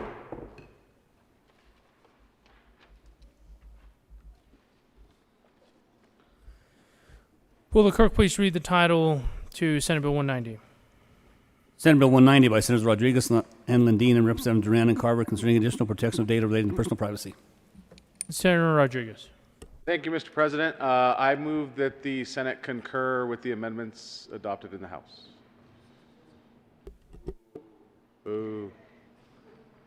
The motion is that the Senate concur with House amendments to Senate Bill 190. Is there any discussion? Senator Lundin. Thank you, Mr. President. The House continued the work that was arduous here in the Senate and completed a number of the additional steps we had been working on. The amendments include a definition of biometric. It is an echo of what's been developed at the federal level. They created some data harmonization. They tweaked the definition of consumer. We threaded the needle on pseudonymous data. We reinforced the absence of a private right of action. We created an exemption for the judicial branch when the data is being used within the confines of state and federal law. And we allowed for some rulemaking for operational frameworks by the Attorney General. They're good amendments to a complicated bill that moves us continually forward. And quite frankly, for those of you who are young in your service, anticipated future data privacy laws because the technology continues to change and we need to be prepared to change with it in the regulatory apparatus. Senator Rodriguez. Thank you, Mr. President. I appreciate my colleague. Just want to reiterate, this bill came out of this chamber unanimous. This is a good bill. I don't think many of you realize that we are doing groundbreaking work here. We will be the third state in the country to pass these laws. We are taking on giving people rights to access to information that's being collected about them that they've never had access to have access to before. So it's just something you all should be very proud of to be a part of, and I appreciate all the work from my colleagues on the work that was done on this bill. I ask for an aye vote. This concurrence. Motion is for concurrence on Senate Bill 190. Are there any no votes? With 34 ayes, 0 no, 0 absent, 1 excused, that motion is adopted. Senator Lundin. Mr. President, I move for the repassage of Senate Bill 190. Motion is for the repassage of Senate Bill 190. Are there any no votes? With 34 ayes, 0 no, 0 absent, and 1 excused, Senate Bill 190 is repassed. Co-sponsors. Will the clerk please read Senator Gonzalez, co-sponsor on 190. Will the clerk please read the title of the Senate Bill 232? Senate Bill 232 by Senators Zenzinger and Kirkmeyer and Representative Kippenberg concerning an appropriation of the Department for Higher Education for the Colorado Opportunity Scholarship Initiative's Displaced Workers Grant. Senator Zenzinger. Thank you, Mr. President. I move that the Senate concur with the House amendments to Senate Bill 232. The motion is that the Senate concur with House amendments on Senate Bill 232. Are there any no votes? With 34 ayes, 0 no, 0 absent, 1 excused, that motion is adopted. Senator Zenzinger. Thank you, Mr. President. Just in case you were wondering what the House did, they simply changed the effective date to be contingent on when the federal funds are transferred. So with that, we ask for your aye vote on the repassage, and I move for the repassage of Senate Bill 232. The motion is for the repassage of Senate Bill 232. Are there any no votes?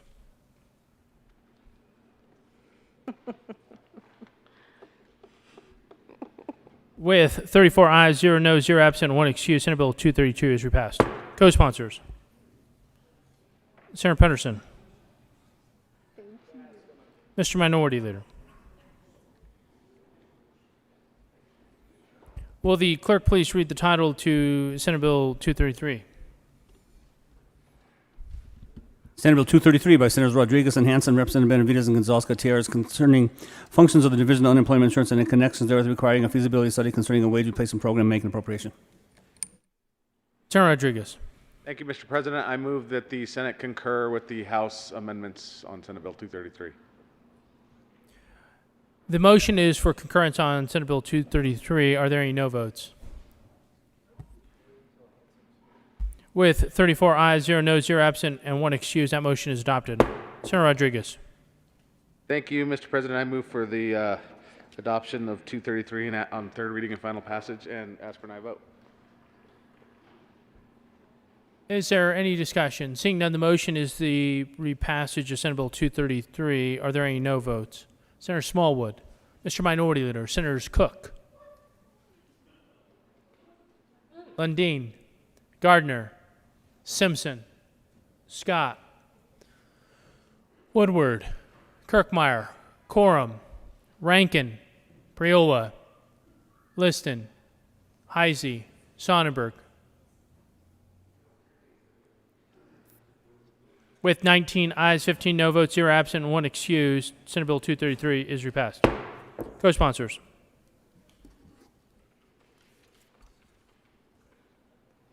Will the clerk please read the title of Senate Bill 246? Senate Bill 246 by Senator Fenberg and Representative Valdez A. and Froelich concerning measures to encourage beneficial electrification and in connection with directing the Public Utilities Commission and Colorado Utilities to promote compliance and current environmental and labor standards and make an appropriation. Mr. Majority Leader. Thank you, Mr. President. I move that the Senate concur with House amendments to Senate Bill 246. Motion is that the Senate concur with House amendments on Senate Bill 246. Are there any no votes? Senator Woodward, Senator Kirkmeyer, Mr. Minority Leader, Heisey, Simpson, Gardner, Lundin, Cook. Senator Kirkmeyer, I have you. Quorum. Sonnenberg, Rankin, Priola,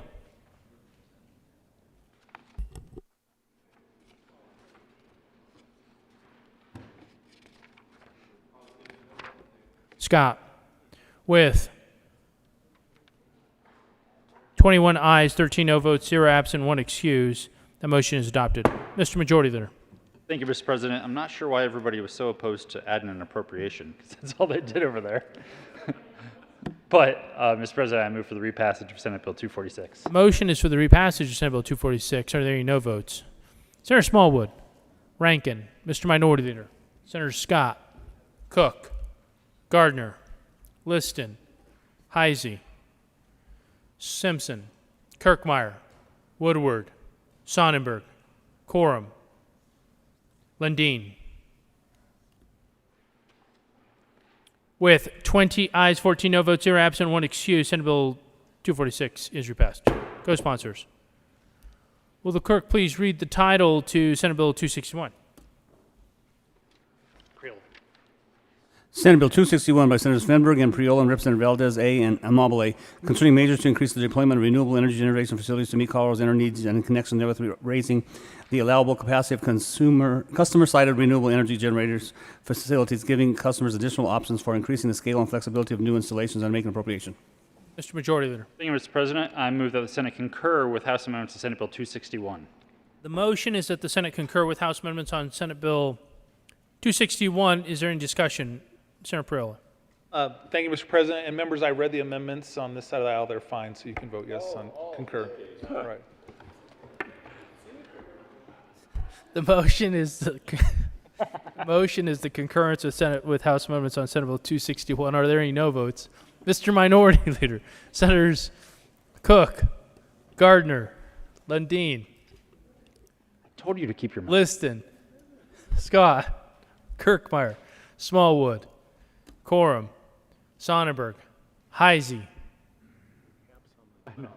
With 23 ayes, 11 no votes, 0 absent, 1 excused, that motion is adopted. Mr. Majority Leader. Thank you, Mr. President. I move for the repassage of Senate Bill 261. The motion is for the repassage of Senate Bill 261. Are there any no votes? Mr. Minority Leader, Senators Cook, Gardner, Sonnenberg, Scott, Smallwood, Heisey, Kirkmeyer, Liston, Lundeen, Corum, Woodward. With 22 ayes, 12 no votes, 0 absent, and 1 excused, Senate Bill 261 is repassed. Co-sponsors. Will the clerk please read the title of Senate Bill 262? Senate Bill 262 by Senators Zenzinger and Gardner, Representative Byrd and McKean concerning transparency for special districts. Senator Zenzinger. Thank you, Mr. President. I move that the Senate concur with House amendments to Senate Bill 262. The motion is that the Senate concur with House amendments on Senate Bill 262. Are there any no votes? With 34 ayes, 0 noes, 0 absent, 1 excused, that motion is adopted. Senator Gardner. Thank you, Mr. President. We move for the repassage of Senate Bill 262. Motion is for the repassage of Senate Bill 262. Are there any no votes? With 34 ayes, 0 noes, 0 absent, 1 excused, Senate Bill 262 is repassed. Co-sponsors. Will the clerk please read the title of Senate Bill 272? Senate Bill 272 by Senators Hansen and Fenberg, Representative Burnett, concerning the operation of the Public Utilities Commission and in connection therewith modernizing the Commission's statutory directives regarding distributed generation of electricity, requiring additional disclosure from interveners in adversarial proceedings, providing the Commissioners with access to independent subject matter experts, and making appropriation. Mr. Majority Leader. Thank you, Mr. President. I move that the Senate concur with House amendments to Senate Bill 272. Motion is that the Senate concur with House amendments on Senate Bill 272. Are there any no votes? Senators Woodward. Minority Leader. Lundeen. Kirkmeyer. Smallwood. Gardner. With 28 ayes, 6 no votes, 0 absent, 1 excused, that motion is adopted. Mr. Majority Leader. Thank you, Mr. President. I move for the repassage of Senate Bill 272. Motion is for the repassage of Senate Bill 272. Are there any no votes? Mr. Minority Leader, Senators Gardner, Cook, Smallwood, Rankin, Scott, Sonnenberg, Corum, Simpson, Lundeen, Liston, Woodward, Heisey, Kirkmeyer. With 20 ayes, 14 no votes, 0 absent, 1 excused, Senate Bill 272 is repassed. Co-sponsors. Will the clerk please read the title of Senate Bill 281? Senate Bill 281 by Senators Hansen and Rankin and Representative McCluskey and Ransom concerning severance tax revenue in connection with making appropriation. Senator Rankin. Thank you, Mr. President. I move the Senate concur with House amendments to Senate Bill 281. Motion is that the Senate concur with House amendments on Senate Bill 281. Are there any no votes? With 34 ayes, 0 noes, 0 absent, 1 excused, that motion is adopted. Senator Rankin. Mr. President, I move for the repassage of Senate Bill 281. The motion is the repassage of Senate Bill 281. Are there any no votes? With 34 ayes, 0 noes, 0 absent, 1 excused, Senate Bill 281 is repassed. Co-sponsors. Will the clerk please read the title of Senate Bill 292? Senate Bill 292 by Senators Winter and Rankin, Representative Duran, concerning the allocation of $15 million from the Economic Relief and Recovery Cash Fund under the Federal American Rescue Plan Act of 2021 for purposes of funding victim services programs to assist persons disproportionately impacted by COVID-19 public health emergency and in connection therewith making an appropriation. Senator Winter. Thank you, Mr. President. We move to concur with the House amendments to 292. The motion is that the Senate concur with House amendments on Senate Bill 292. Are there any no votes? With 34 ayes, 0 noes, 0 absent, 1 excused, that motion is adopted. Senator Rankin. Thank you, Mr. President. I move for the repassage of Senate Bill 292. The motion is for the repassage of Senate Bill 292. Are there any no votes? With 34 ayes, 0 noes, 0 absent, 1 excused, Senate Bill 292 is repassed. Co-sponsors.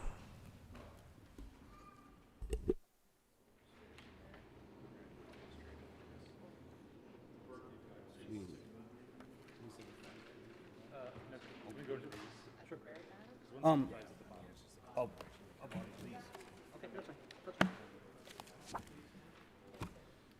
Will the clerk please read the title of Senate Bill 060? Senate Bill 60 by Senators Donovan and Representative Roberts concerning broadband deployment and connection with implementing a program to provide financial assistance for income eligible households to access broadband service. Senator Donovan. Thank you, Mr. President. I move that we concur with House amendments to Senate Bill 60. The motion is that the Senate concur with House amendments on Senate Bill 060. Are there any no votes? With 34 ayes, 0 noes, 0 absent, and 1 excused, that motion is adopted. Senator Donovan. Thank you, Mr. President. I move for the repassage of Senate Bill 60. The motion is for the repassage of Senate Bill 060. Are there any no votes? Mr. Minority Leader, Senators Gardner, Sonnenberg, Heisey, Scott, Cook, Lundin, Liston, Kirkmeyer, Rankin, Smallwood, Woodward. With 22 ayes, 12 no votes, 0 absent, 1 excused, Senate Bill 060 is repassed. Co-sponsors.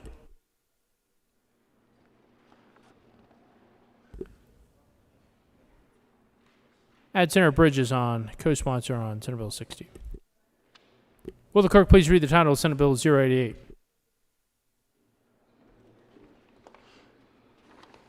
Senate Bill 88 by Senators Danielson and Fields and Representative Michelson, Janae, and Soper concerning establishing a civil cause of action for sexual misconduct against a minor and in connection with making appropriation. Senator Danielson. Thank you, Mr. President. I move the Senate concur with House amendments to Senate Bill 88. The motion is that the Senate concur with House amendments on Senate Bill 088. Are there any no votes?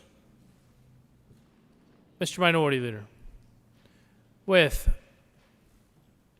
33 ayes, 1 no vote, 0 absent, and 1 excused, that motion is adopted. Senator Danielson. Thank you, Mr. President. We move for the repassage of Senate Bill 88 on third reading and final The passage. motion is for the repassage of Senate Bill 088. Are there any no votes? Senators Gardner, Sonnenberg, Rankin. With 31 ayes, 3 no votes, 0 absent, 1 excused, Senate Bill 088 is repassed. Co-sponsors.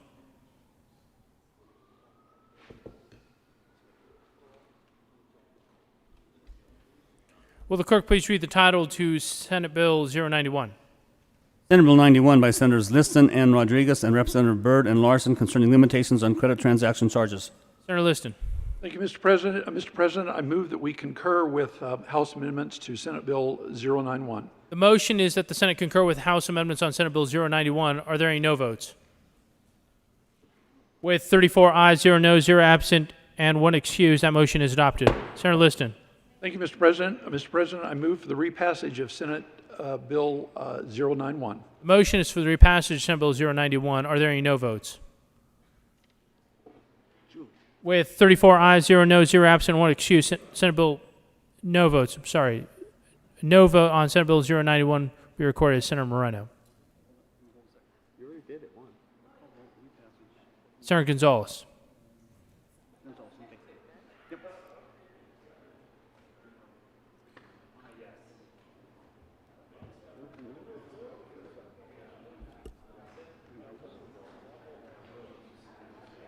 Members, these are no votes on Senate Bill 091. Senator Bridges.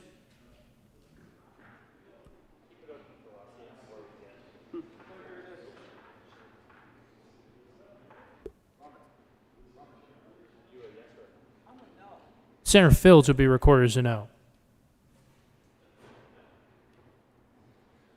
With 30 ayes, 4 no votes, 0 absent, and 1 excused, Senate Bill 091 is repassed.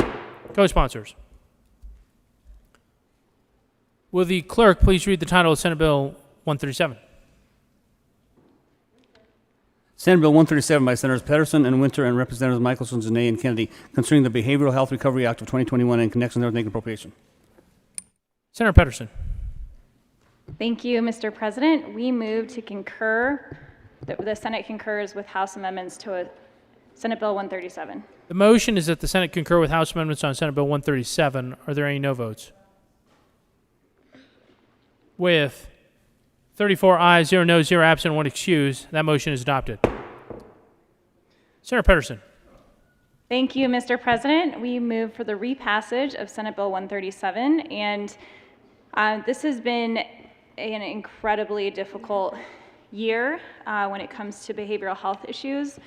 We've been working with providers, with people who are on the ground doing this work for an entire year to ensure that we were able to fund our critical services right now.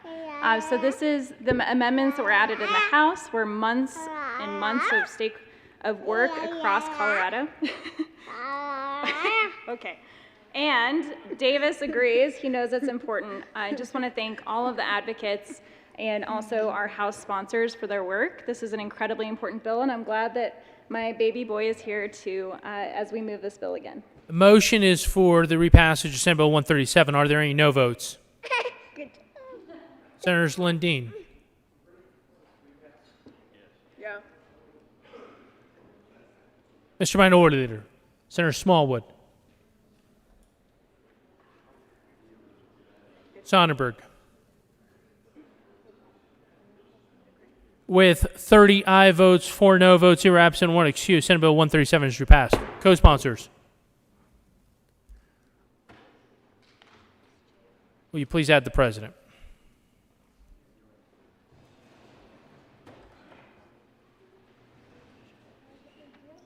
Will the clerk please read the title of Senate Bill 240? Senate Bill 240 by Senators Danielson and Simpson, Representative Kitten Catton, concerning the transfer of money from the general fund to the Colorado Water Conservation Board Construction Fund for watershed protection programs in connection with making appropriation. Senator Simpson. Thank you, Mr. President. I move we concur with the amendments offered by the House on Senate Bill 240. The motion is that the Senate concur with House amendments on Senate Bill 240. Are there any no votes? With 34 ayes, 0 noes, 0 absent, 1 excused, that motion is adopted. Senator Simpson. Thank you, Mr. President. I move for the repassage of Senate Bill 240 as amended. The motion is for the repassage of Senate Bill 240. Are there any no votes? With 34 ayes, 0 noes, 0 absent, 1 excused, that motion is adopted. That Senate Bill 240 is repassed. Co-sponsors. Will the clerk please read the title of Senate Bill 264?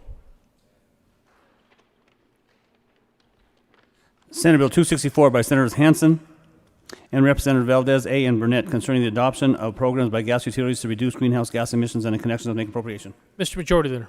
Thank you, Mr. President. I move that the Senate concur with House amendments to Senate Bill 264. The motion is that the Senate concur with House amendments on Senate Bill 264. Are there any no votes? Senators Cook, Woodward, Smallwood, Gardner, Liston, Kirkmeyer, Heisey, Sonnenberg, Quorum, Lundin, Scott, Rankin, the Minority Leader. With 21 ayes, 13 no votes, 0 absent, 1 excused, that motion is adopted. Mr. Majority Leader. Thank you, Mr. President. I move for the repassage of Senate Bill 264. The motion is for the repassage of Senate Bill 264. Are there any no votes? Mr. Minority Leader. Senators Sonnenberg, Quorum, Scott, Smallwood, Simpson, Rankin, Cook, Liston, Woodward, Kirkmeyer, Heisey, Gardner, Lundin. With 21 ayes, 13 no votes, 0 absent, 1 excused, Senate Bill 264 is repassed. Co-sponsors. Will the clerk please read the title of Senate Bill 175? Please add Senator Story as a co-sponsor on Senate Bill 264.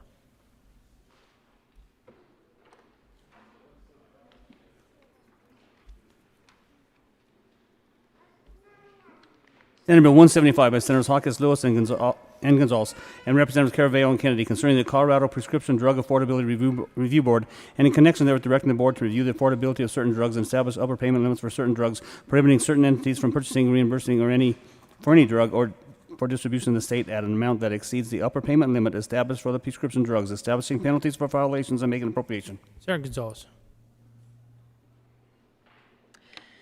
Thank you, Mr. President. I move that the Senate concur with the House amendments to Senate Bill 175. Motion is that Senate concur with House amendments on Senate Bill 175. Are there any no votes? With 34 ayes, 0 noes, 0 absent, and 1 excused, that motion is adopted. Senator Gonzalez. Thank you, Mr. President. I move for the repassage of Senate Bill 175. Motion is for the repassage of Senate Bill 175. Is there any discussion? Senator Smallwood. Thank you, Mr. President, colleagues. Thanks. I want to just remind everybody it's been a handful of days since we heard this bill last. So this is the bill that's establishing the Prescription Drug Affordability Board and establishing an upper payment limit for drugs for your constituents.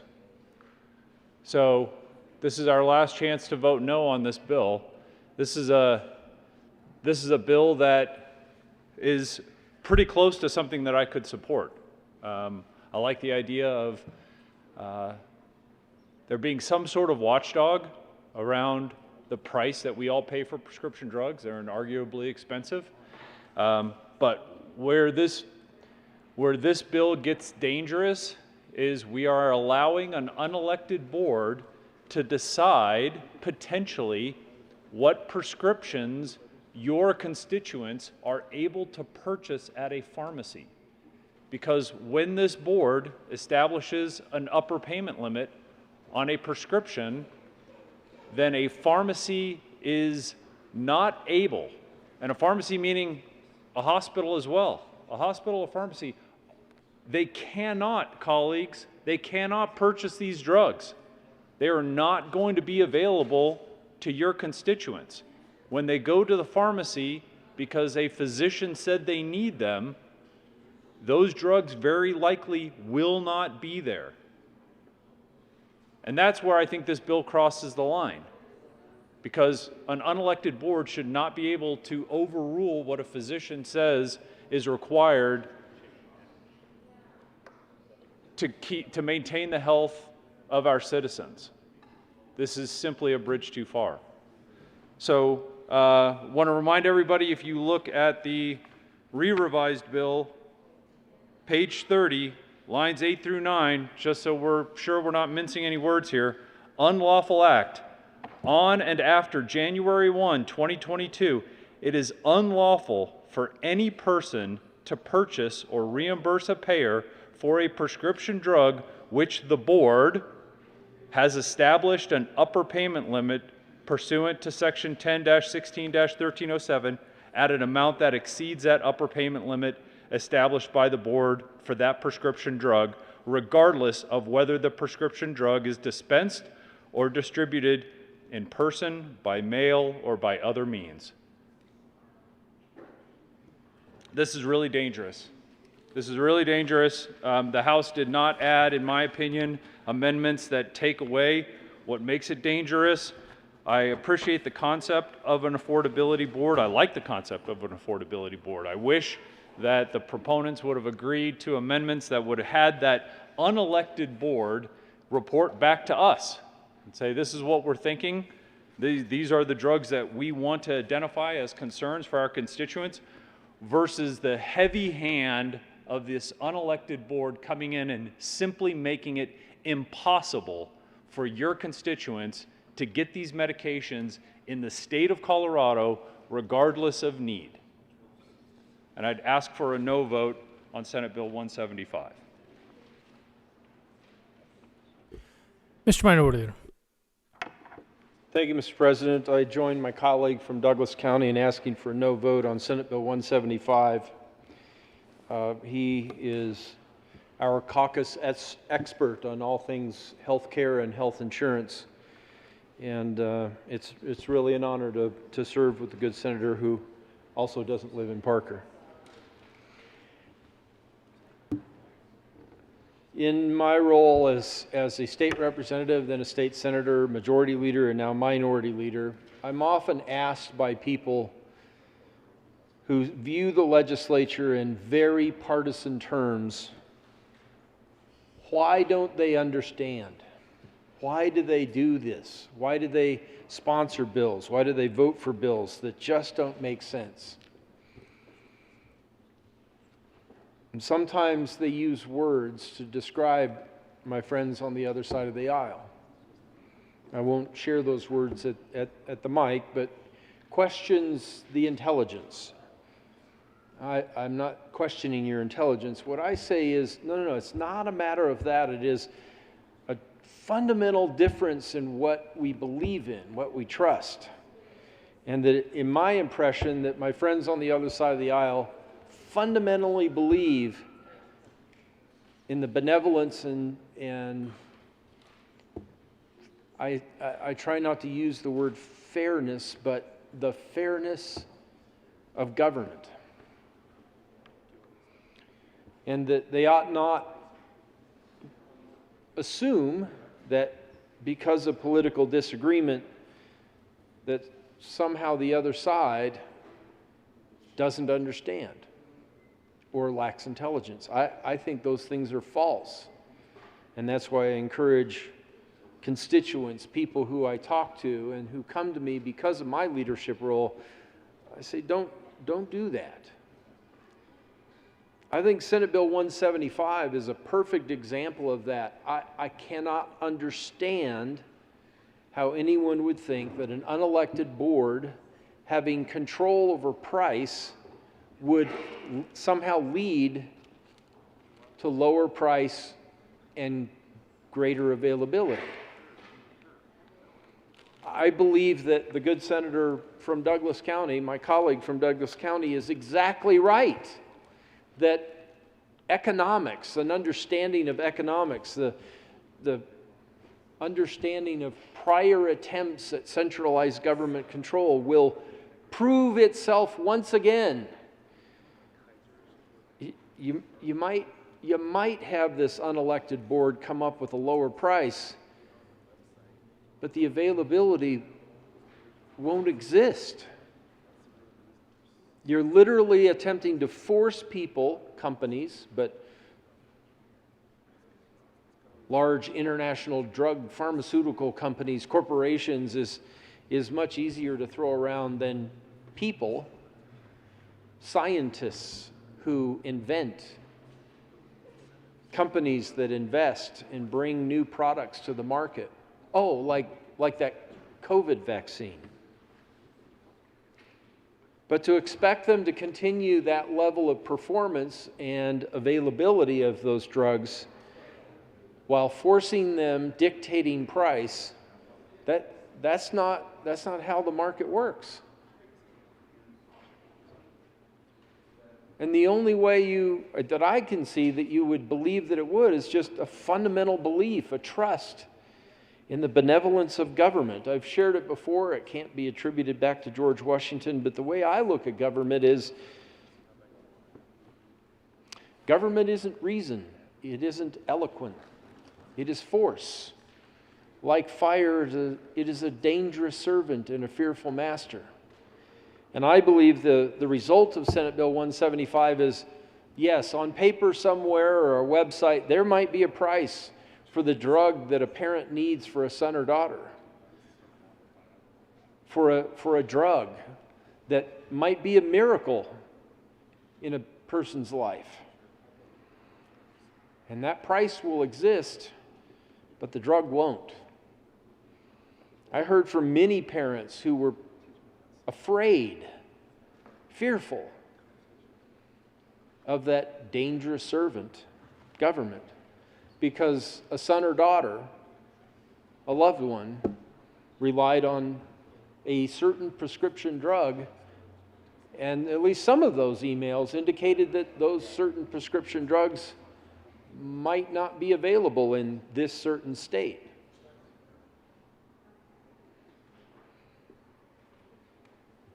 But I do go out of my way to encourage people, don't use harsh words and question people's intelligence.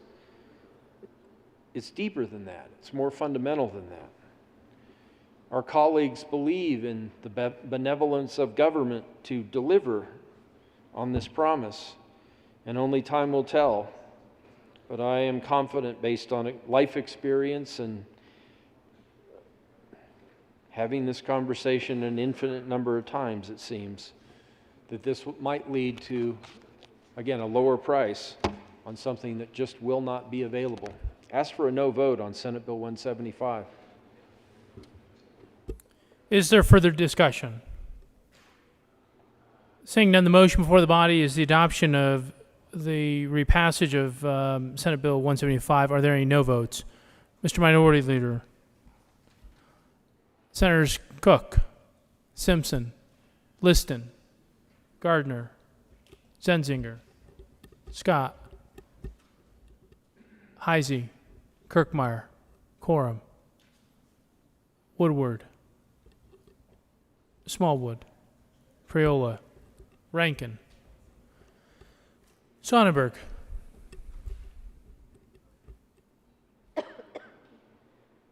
With 19 aye votes, 15 no votes, 0 absent, and 1 excuse, Senate Bill 175 is repassed. Co-sponsors.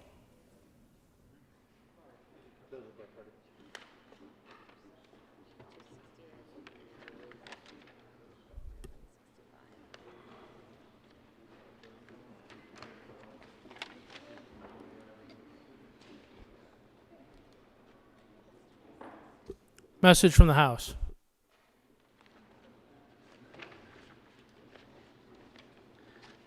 June 8th, Mr. President, the House has adopted and returns herewith SJR 20 and SJR 25.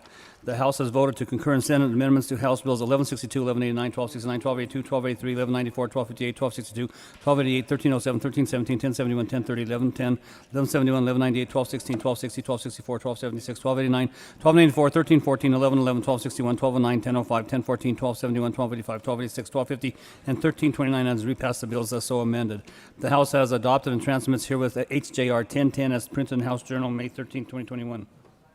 Consideration of conference committees to report. Will the clerk please read the title of the Senate Bill 248?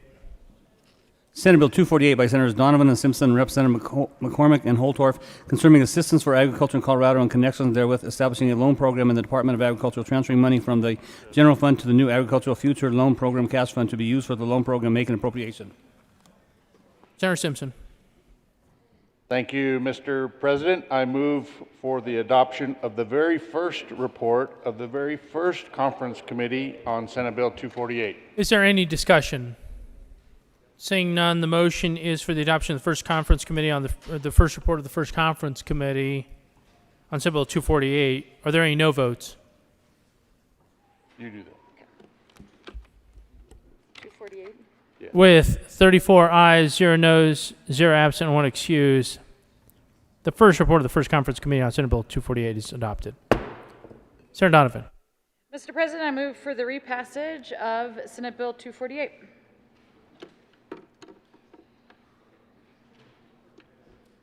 The motion is to move for the repassage of Senate Bill 248.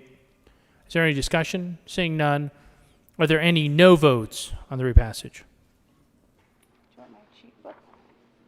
With 34 ayes, 0 noes, 0 absent, 1 excuse, Senate Bill 248 is repassed. Co-sponsors.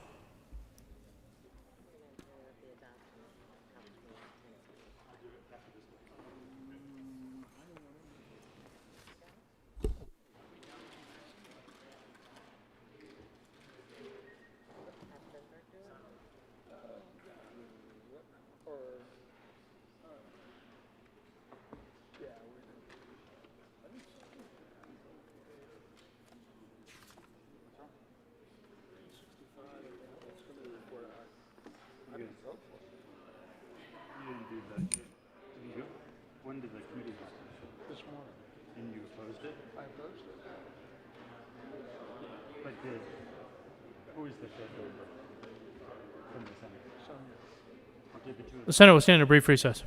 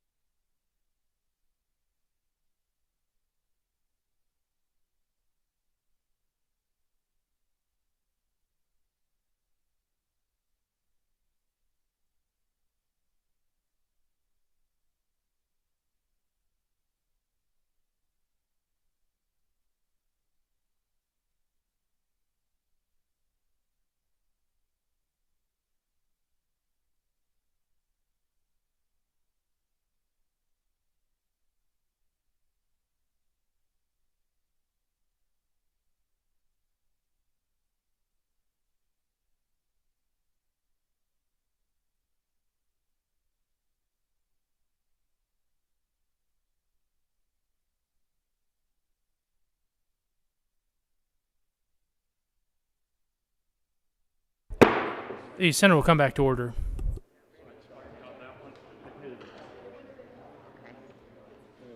Mr. Majority Leader. Thank you, Mr. President. Having voted on the prevailing side, I move for the reconsideration of Senate Bill 175.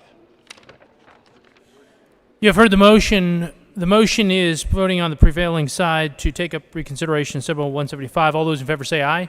All those opposed, no. The ayes have it, and the motion is adopted. Will the clerk please read the title of Senate Bill 175?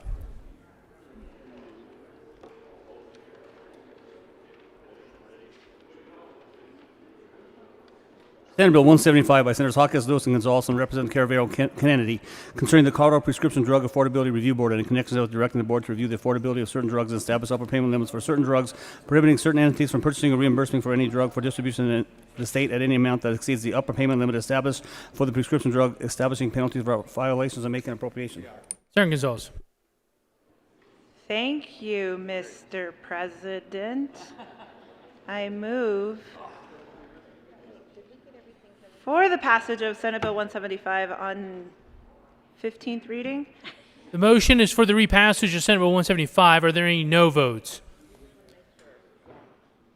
Mr. Minority Leader, Senators Zenzinger, Liston, Lundin, Priola, Rankin, Simpson, Kirkmeyer, Scott, Cook, Smallwood, Woodward, Coram, Sonnenberg, Heisey, Gardner.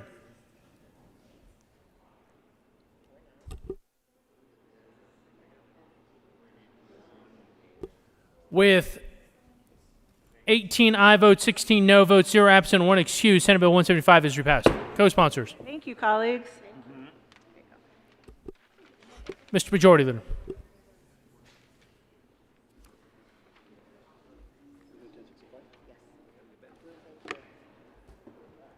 Consideration of conference committees to report. Will the clerk please read the title of House Bill 1065?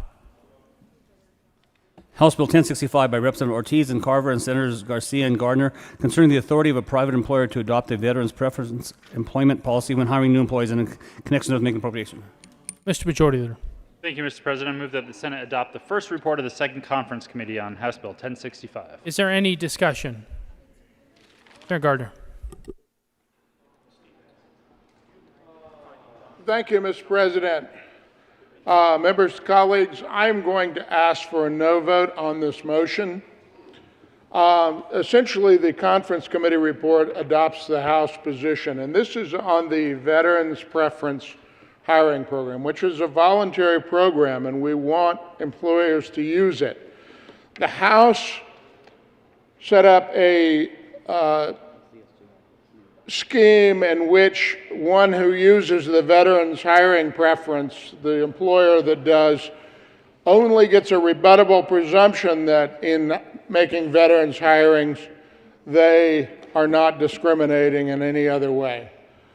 The Senate version created a safe haven and encouraged employers to use that in that way. In my view, this is a bad policy because it is worse than no bill at all. We are creating a false sense, and I believe that employment law attorneys will say, don't go there, you will not be safe. So I ask for a no vote on approval of this conference committee report. Thank you. President Garcia. Thank you, Madam President. And members, I would ask for an aye vote. Members, this has been a unique and difficult conversation for the last several weeks, and we think we have found a decent spot to land at, especially given some of the amendments that the House made. As we talked about it yesterday in the Second Conference Committee, we, at least a majority of us, believe that this is the right approach for veterans. I say that knowing that several of us who served on that committee, no disregard to my good colleague from Colorado Springs, who is also a veteran, but recognize that there are some various shades of gray in this discussion and debate, and a majority of us feel that this is the right approach, so I'd encourage an aye. Any further discussion? Seeing none, the motion before the body is the adoption of the first report of the second conference committee on House Bill 1065. Are there any no votes? No votes. Senators Gardner, Cook, Minority Leader, Lundin, Simpson, Kirkmeyer, Heisey, Sonnenberg, Woodward, Smallwood, Priola, Coram, Rankin, Scott. With a vote of 20 ayes, 14 noes, 0 absent, and 1 excused, the first report on the second conference committee on House Bill 1065 is adopted. Senator Gardner. Thank you, Madam President. With that, I respectfully request that my name be removed as a co-prime sponsor of House Bill 1065. At the senator's request, his name will be removed. President Garcia. Thank you, Madam President, and I move for the repassage of House Bill 1065. Is there any discussion? Senator Gardner. Thank you, Madam President. Members, this is one of those difficult situations. I believe that House Bill 1065 in the form that it is in will not encourage employers to voluntarily adopt the Veterans Hiring Program.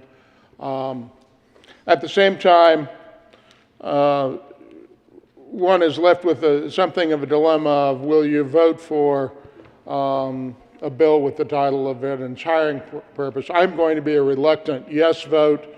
I did not wish to be and continue to be a sponsor of what I think is, and I want to be respectful about this, but I do not think that the bill is the scheme, the structure that we need, and I don't want to be associated with creating a structure that I don't think is useful. But I do believe that in support of veterans and the symbolism of it, if nothing else, I'm going to be an aye vote. Further discussion. President Garcia. Thank you, Madam President. And members, I too would encourage an aye vote on this. I for all of the reasons that the good senator from Colorado Springs highlighted when it was first introduced, also agree and would hope that it could do more, and that was a position that the Senate shared. However, we have been in this building long enough that we all know that from time to time there have to be some areas of compromise, and I believe this is a good area of compromise, given that the bill will have $25,000 that will help to address hiring veterans in the state of Colorado, and we'll have to see what that looks like. But in the midst of veterans' suicide rate, veterans' homelessness, and all the challenges that veterans face in this great state, we have a responsibility to ensure that this policy moves forward. And as I said yesterday in one of the conference committees, I want to be doing all I can for veterans which support them, and I believe this is a step in that direction. The motion is for the repassage of House Bill 1065. Are there any no votes? With a vote of 34 ayes, 0 noes, 0 absent, and 1 excused, House Bill 1065 is repassed. Co-sponsors.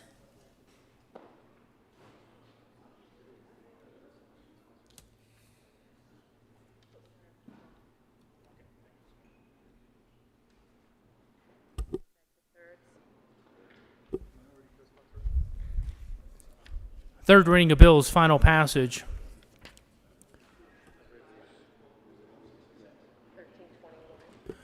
Will the clerk please read the title to House Bill 1321?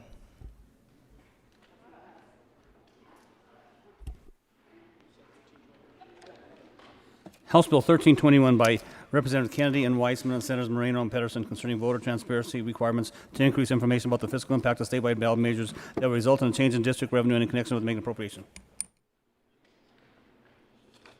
Senator Moreno. Thank you, Mr. President. I move for the passage of House Bill 1321 on third reading and final passage. And colleagues, I know. I request permission to offer a third reading amendment. Would the good senator from Commerce City please explain why the good senator has had to offer so many third reading amendments this session? Mr. President, this is by far not the most that anyone has offered in this well. I'm just going to say that. This amendment, and I very much am grateful for the body's indulgence in granting permission for the last third reading amendment.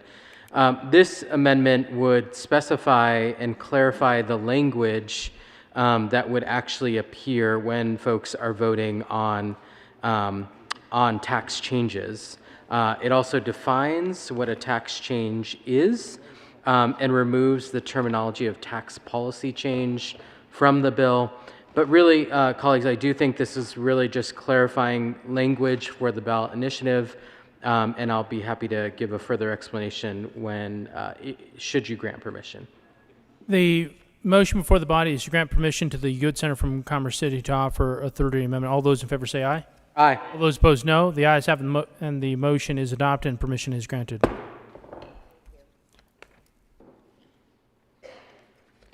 There is an amendment at the desk. Will the clerk please read Amendment L020?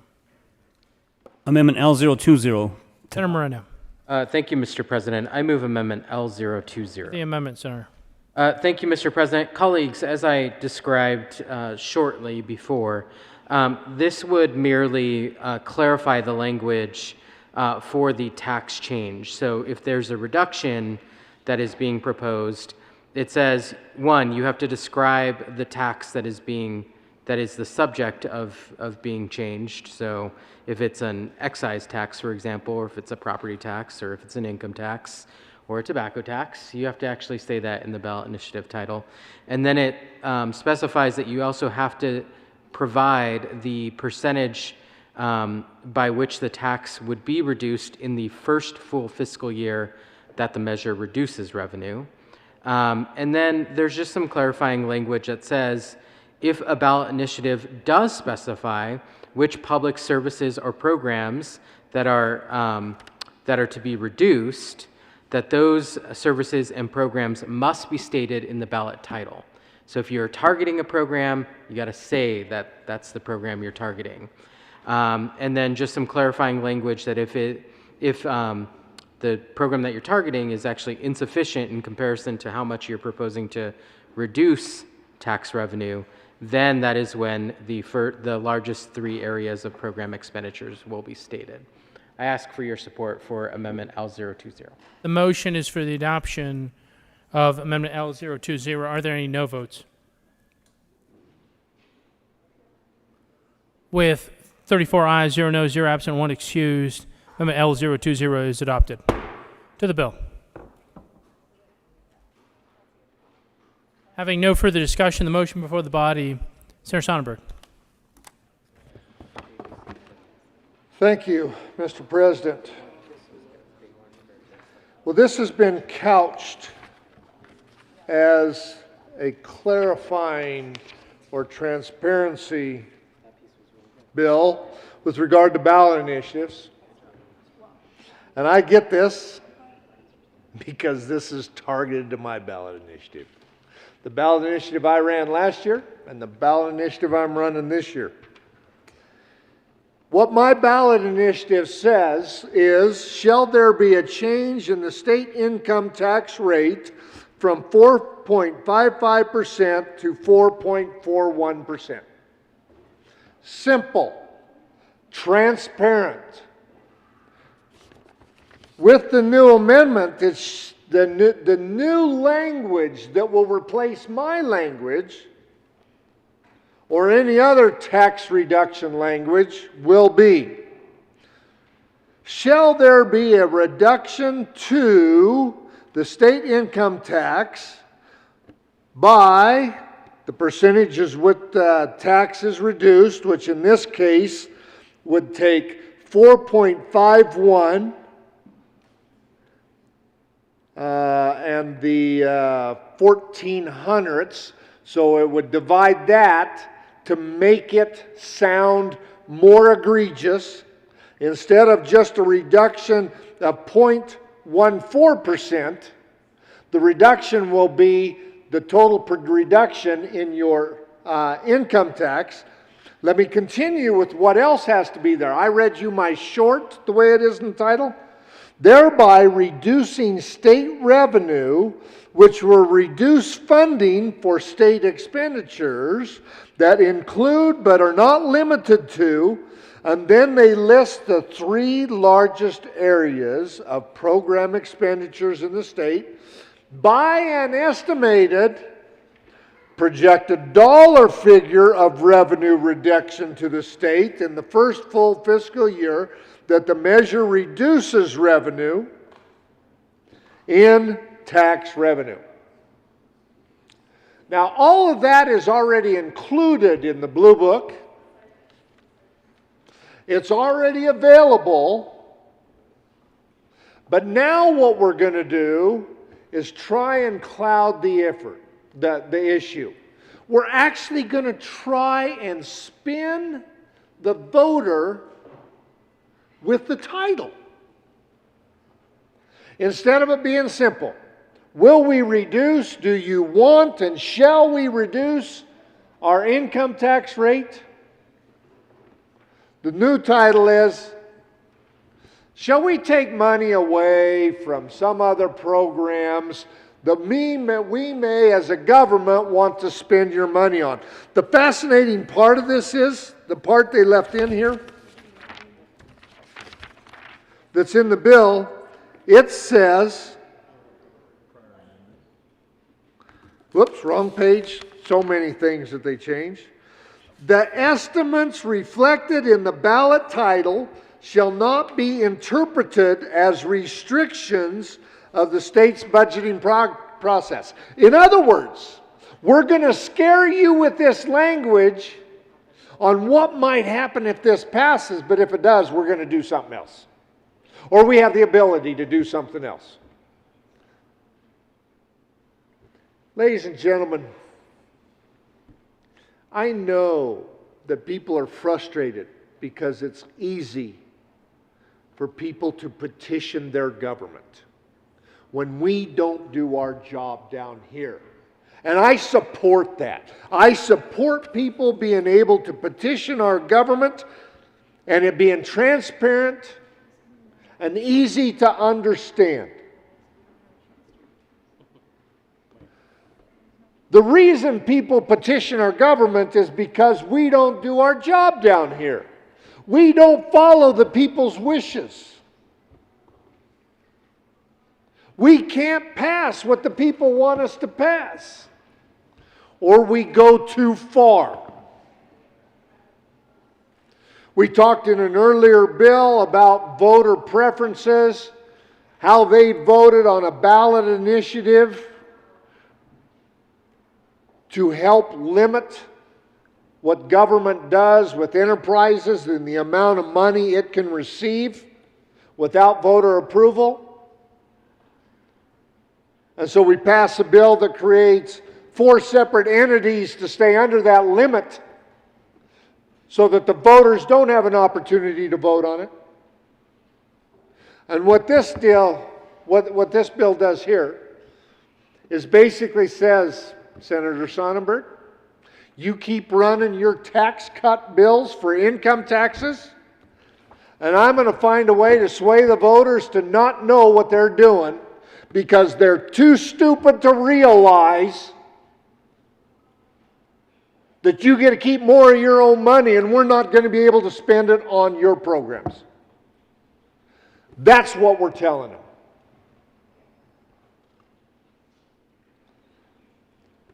We don't have to make ballot initiatives complicated. We have a title board in the Secretary of State's office, which includes someone from downstairs, someone from the Attorney General's office, and someone from the Secretary of State's office, that helps determine whether these titles are accurate or not. What this bill does is says, we don't believe you 3 either. You don't know what this means. We're going to tell you what it means, and we're going to put it in statute what that title has to be. Members?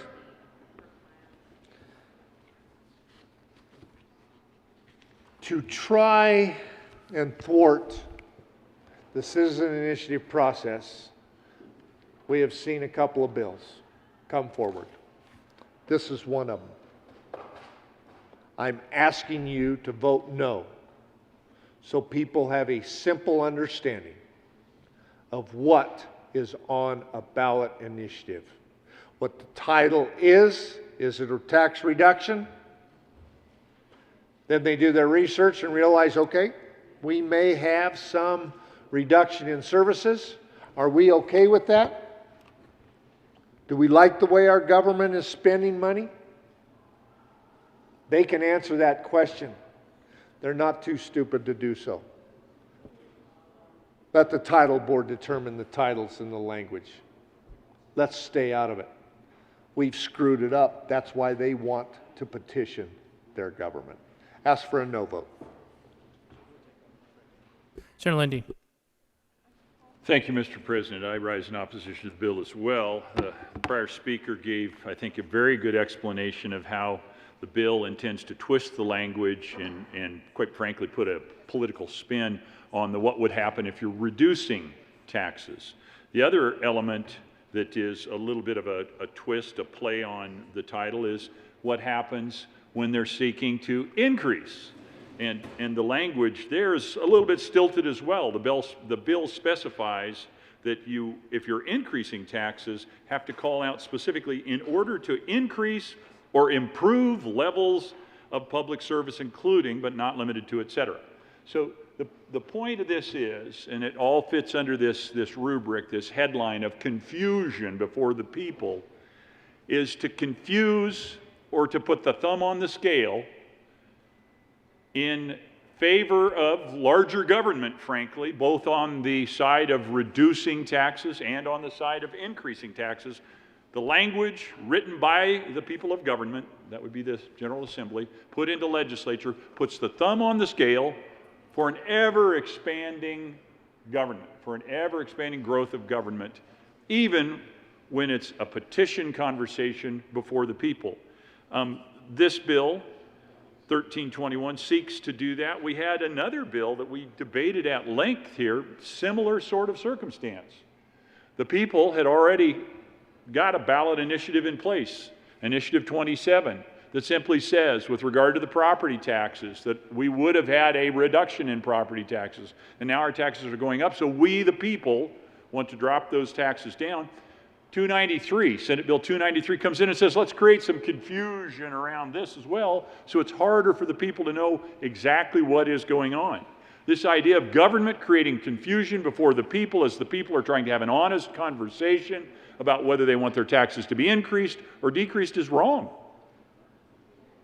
It's not what we should be doing. We should be seeking clarity in language, and the amendment I will acknowledge, Amendment 020, improves slightly and takes a little bit of the emotion out of some of the language, but it doesn't get there completely. Words mean things. There are connotations and denotations of every word we use and choose to use, and this bill puts a thumb on the scale on behalf of ever-expanding government, and therefore I urge your opposition to, and I will be a firm no vote on 1321. Senator Moreno. Thank you, Mr. President, and colleagues. I debated adding a short title to this bill, calling it "What's good for the goose is good for the gander." The reality is, colleagues, and whether you want to admit it or not, the language of Tabor is already rigged in its own favor. It's already designed to try to meet a predetermined outcome. Shall taxes be increased by, in all caps? If we want to talk about scaring people, that also scares voters. What House Bill 1321 seeks to do is merely provide the other side of the equation. Sure, shall taxes be reduced by? What are you going to cut? What are you going to reduce from government services? That is valid information that voters should have as well. And that's what House Bill 1321 seeks to do. Senator Patterson. Thank you, Mr. President. This bill is incredibly important to me because it really does take what Tabor already has in our Constitution about providing information for voters, and it provides additional information. If they want to reduce taxes and support a tax cut, all they are going to see is the impact that that will have on the highest expenditures. That is really important information, is connecting that public good to the things that we pay taxes for.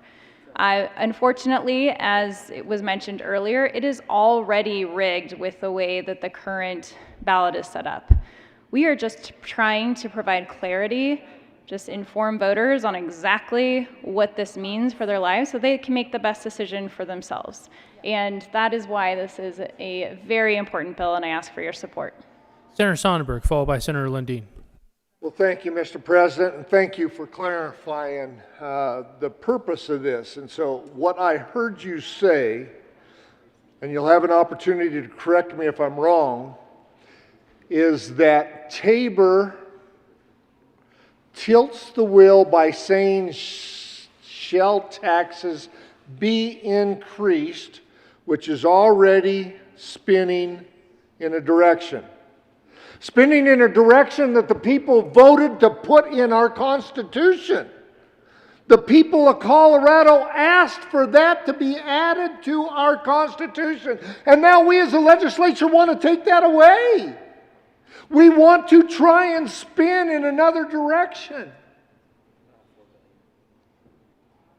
Is that truly what we want to do? Is that what we're after? Were the people that voted for Tabor to put Tabor in place too stupid to realize what they were doing? Is that what we're saying to the people of Colorado? That you didn't understand? And now we need to clarify it for you as a legislature? That when we increase taxes, this is what the title's going to be? Or when we decrease taxes, this is what the title should be?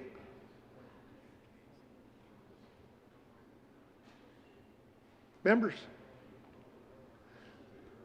Tabor was voted on and put in our Constitution.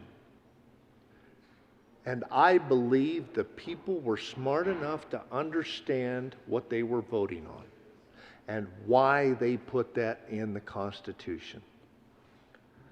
The attempt here to try and keep more of the citizens of Colorado's money into government is the driving force behind these bills. People, citizens, are smart enough to figure this out without us clouding the issue by changing language on ballot initiatives. This isn't clarifying. Clarifying is simple. When you tell your child no, that may hurt you. That's clarifying. When you tell your child, no, don't do that because A, B, C, D, E, and F, and you might and add this, that's what we're doing here, rather than being simple. Tabor was put in place by the people of Colorado, and to try and change language using Tabor as a symbol of spinning in a direction is thumbing your nose at the voters of Colorado. I'm again going to ask you for a no vote. Senator Lundin. Thank you, Mr. President. So the question was, or the comment was, offered by the bill sponsors, that if you're going to have a tax cut, you've got to tell them where you're going to cut. Well, the reality is nobody knows better, quite frankly, than the 6 members of the Joint Budget Committee who deal with the $33 billion budget of Colorado, the complexity of you can cut anywhere. I mean, you could spend the next year explaining all the potential line items where you might end up making a cut. It's just not practical to drive into ballot language, initiative language, with any degree of precision that is meaningful where you're going to cut. It's just not possible to do it. And so this simply, this legislation, 1321, does nothing more than add enough to create confusion. And at the end of the day, it wouldn't be an honest answer because that's probably not where the cut's going to be made anywhere. You don't know until you actually get to that, and there are an infinite number of places you could cut. So if you wanted to be honest in the language, you could say, and require the individuals in state government with the authority over the budget to find from among the infinite number of places to cut the place from which they would cut. But that just would create more confusion, which is, I think, at the end of the day, what the legislation is about in the first place. So I urge again your opposition to 1321. Senator Heisey. Thank you, Mr. President. I'd like to speak a little bit about this as it was compared to Tabor. I know a little bit about Tabor. I helped craft ballot measures that went on the ballot asking citizens, do you want to spend more money on this, that, or something else? Sometimes it was success, sometimes it was failure. The citizens spoke and we lived with it. But in doing so, we had to comply with Tabor. Also know a little bit about Tabor because I served 3 years with the author of Tabor before he came up here to the legislature. That helped my education along because not only did we have the benefit of the written word and what the judges said, but we had the author weighing in whenever we would get anywhere near that subject. So if you want to use Tabor as the reason why we're doing this, and I will agree with the sponsors that Tabor language, I don't know that it weighs it one way or the other, but I think it's fine that if you want to go the other direction, if Tabor says you need A, then it's okay to have A over here. B, C, same way. This bill goes well beyond that. If they would like to line up this bill with the Tabor language, now we've got something to talk about, and I suspect I'd be happy to vote for that. I can't vote for this and would urge a no vote. Senator Bridges. Thank you, Mr. President. To me, this bill is not about undercutting Tabor. To me, this bill is actually in the same spirit as Tabor. Tabor was about giving voters information about what it is that a ballot measure will do. This bill is about giving voters information about what a ballot measure will do. What's the size of our total budget? How many people in here off the top of their head know exactly what the size of our budget is? $33.4 billion. I'm telling you, even people on the Joint Budget Committee don't have the exact number down to a decimal. All we're doing is saying that when the voters of Colorado are making critical decisions about raising taxes, about lowering taxes, that we give them the information they need to make an educated decision. It's about information. That's all it is. And then voters are able to take that information and make whatever decision they want from it. I think having an informed populace is something that everyone in this room should be able to support. Giving voters more information about the consequences of the decisions that they make when they vote yes or they vote no on the ballot is something I would hope everyone in this chamber could agree on. So please, give voters the information they need to make informed choices and vote yes on this bill. Senator Kirkmeyer. Thank you, Mr. President. I'm going to disagree with the good senator from Arapahoe County. Tabor wasn't about giving voters more information. Tabor was about the government running amok, the government out of control, and the government consistently and constantly putting language on the ballot that no one could understand and therefore trying to do a workaround the voters. And for about the last 30 years, because the third version of Tabor passed in 1992. So for approximately the last 30 years, this legislative body has tried everything they could do to undo Tabor, to put workarounds in the law, starting in 1993, excuse me. So this language is truly, and it was stated as such, it's essentially there because Tabor puts a spin on things that we don't like. Well, as previously stated, the voters voted for Tabor. Not on the first try, not on the second try, but on the third try, it got through. So we don't like the spin that Tabor puts on things. Pretty obvious.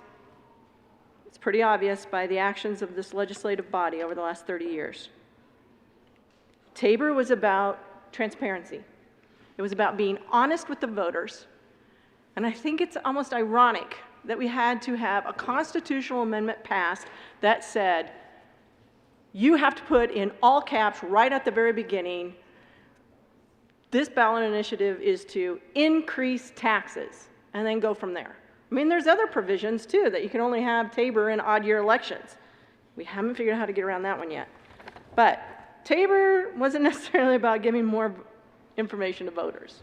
It was about being honest and transparent with the voters. And this bill does the exact opposite. It convolutes the ballot title. It makes it long and lengthy. It assumes that our voters are not very intelligent and can't understand what things are going on, what's happening.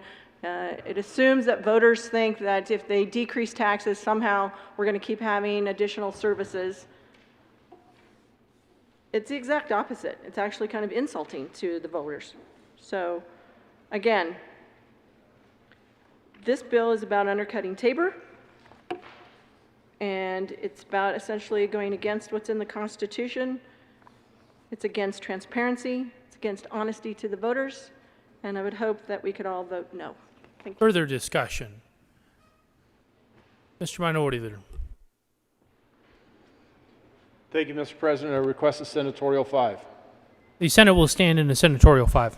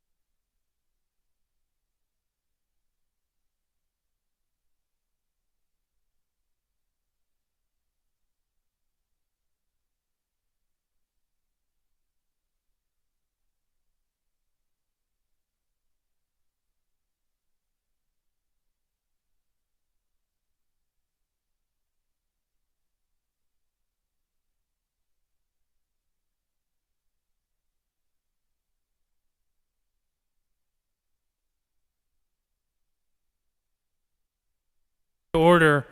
Mr. Majority Leader. Thank you, Mr. President. I move to call the Senate. The call of the Senate has been moved and properly sustained. Will the sergeants please close the doors, allow no senators to return, and bring all those who are absent to the chamber?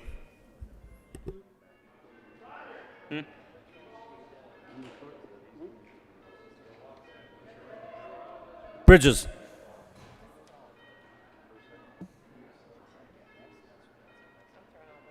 Buckner.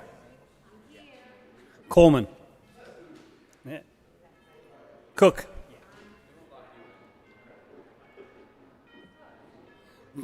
Quorum. Danielson. Finberg. Fields. Gardner. Janelle.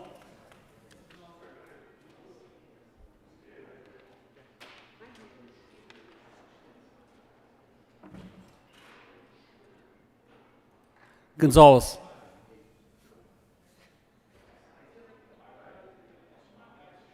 Heisey. Holbert. Hawkins Lewis. Kirkmeyer. Colker. Lee. Liston. Lundeen.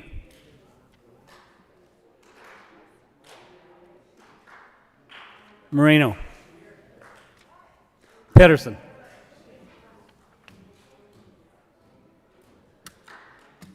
Priola. Rankin.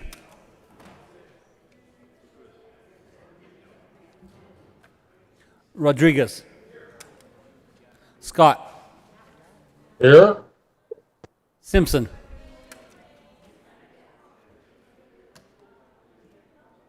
Smallwood. Sonnenberg.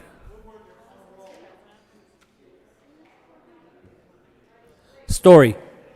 Here. Winter.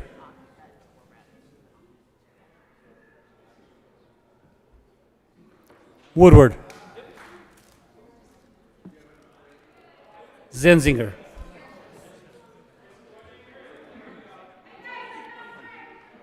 Bridges.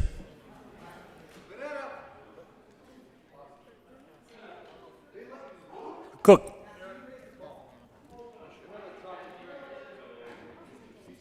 Janal.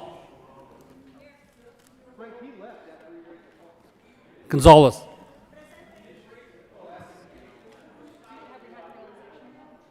Mr. Majority Leader. Thank you, Mr. President. I move the call be raised.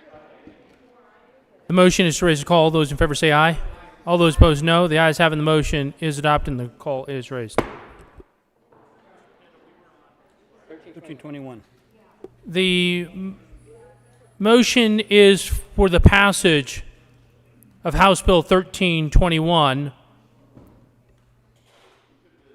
Are there any no votes?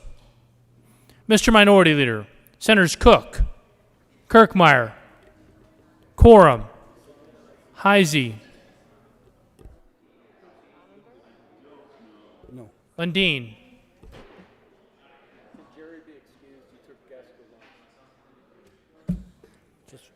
Will the clerk please mark Senator Sonnenberg excused?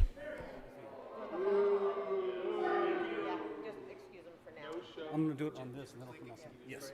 Yes. Will the clerk please add Senator Sonnenberg to the roll call? And see a no? Right.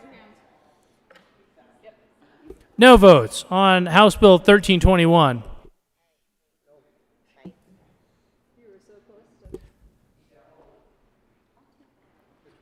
He hasn't done it yet. Sonnenberg hasn't called him no yet. I know, but Woodward. I have him as no. He hasn't. I need him to raise his hand for Sonnenberg. Senator Sonnenberg can raise his hand. Smallwood. No, he's just trying to add you. Yeah. No, I'm okay. You okay? I just, the president never said no for him. You're good. Scott.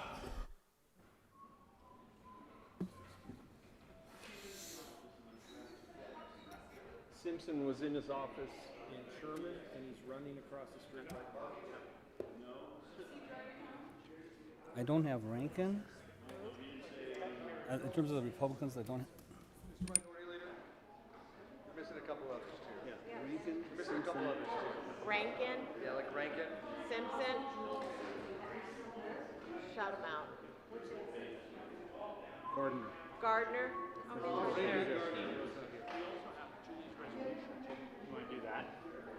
Let's do that.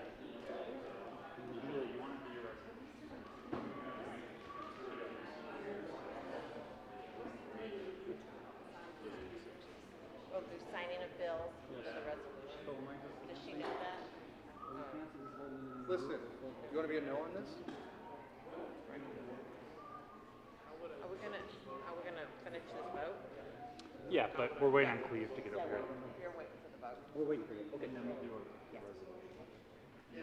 Liston. Gardner. You know what? So, I'm gonna cross through this. I need to script. No votes on House Bill 1321. Rankin. We're not gonna do the other resolution.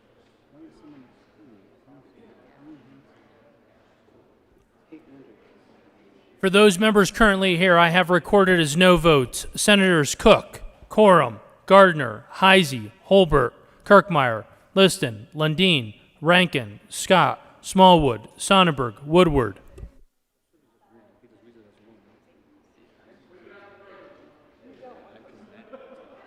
Simpson's on the way in. We're waiting. He's just about here. We're waiting. I think so. Rankin's in, yeah.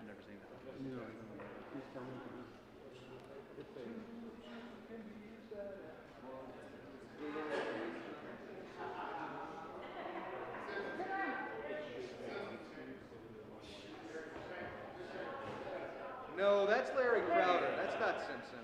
Simpson. Hey, Crowder's back.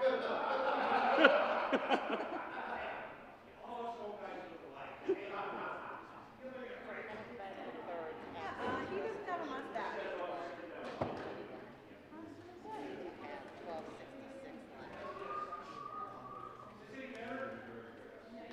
left. So it's going to end up 2014 and 1. With Hanson,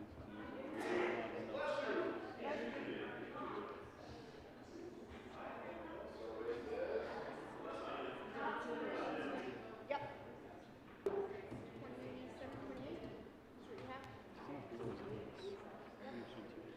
So we'll do signing of bills.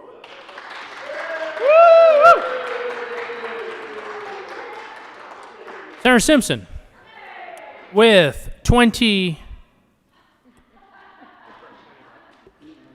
aye votes, 14 no votes, 1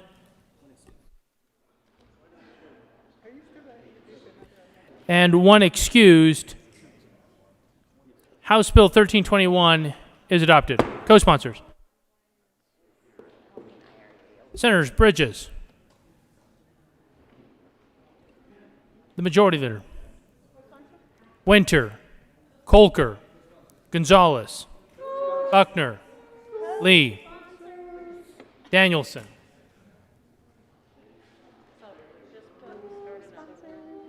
Janal.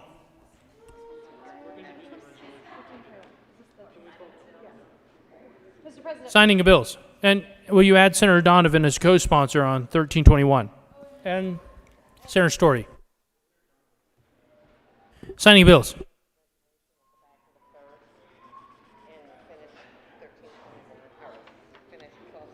June 8th, the President signed House Bills 1121, 1164, 1257, 1277, 1293.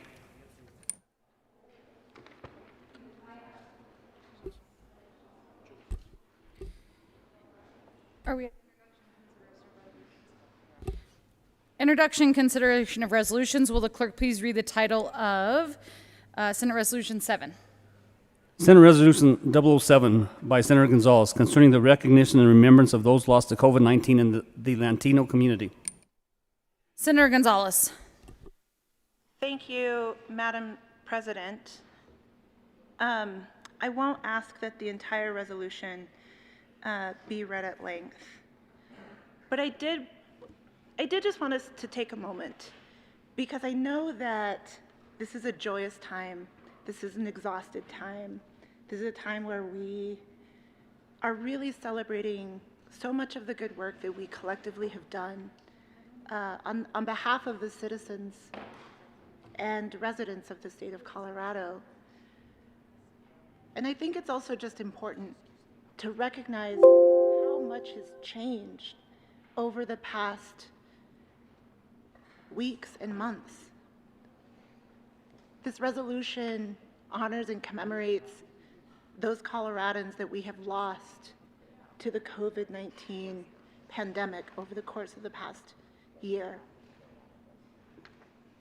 In the ways in which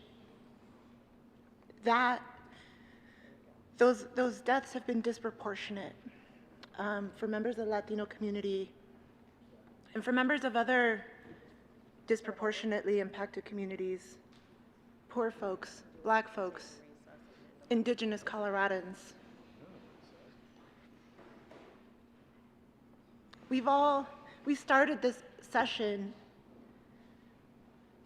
with dividers, remote participation, masks, anxiety, and fear. And even as we find ourselves in this moment of celebration, of, oh my goodness, thank goodness that we are almost done with this session, let us know that, and remember, that there is still a lot of pain in many of our communities, that for those Colorado families who have lost loved ones, that they're just beginning that mourning process, that they're just coming up on the first anniversary, the first birthday. I was talking to a friend of mine who finally was able to have the funeral for their loved ones because they were unable to mourn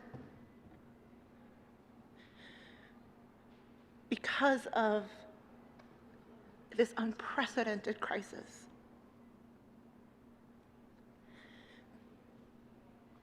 I'm proud of the work that we've done. I'm sure we're all collectively proud of the work that we have done over this past year, over this past legislative session.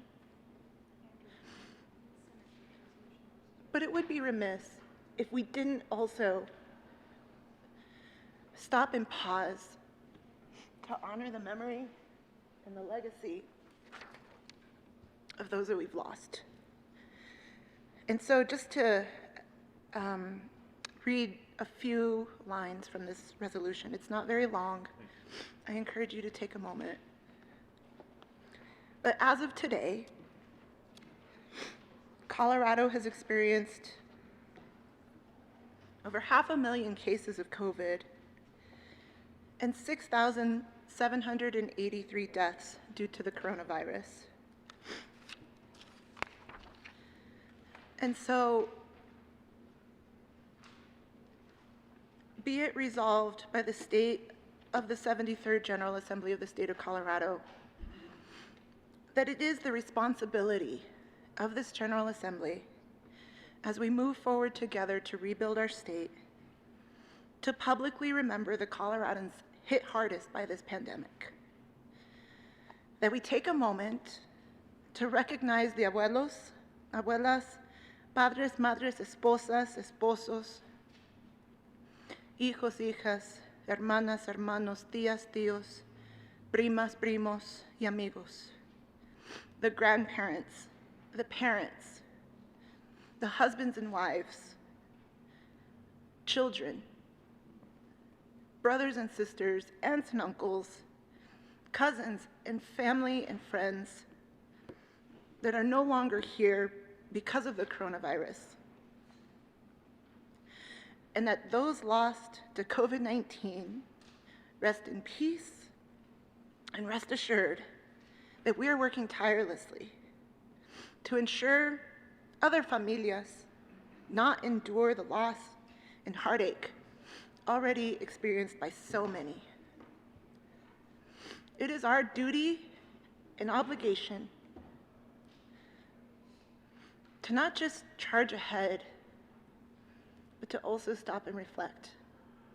So I thank the staff and the drafters who worked really quickly to put this together, because I just wanted to take a moment on this last day of our work to acknowledge this extraordinary moment. Thank you, Madam President. Is there any discussion? Senator Fields.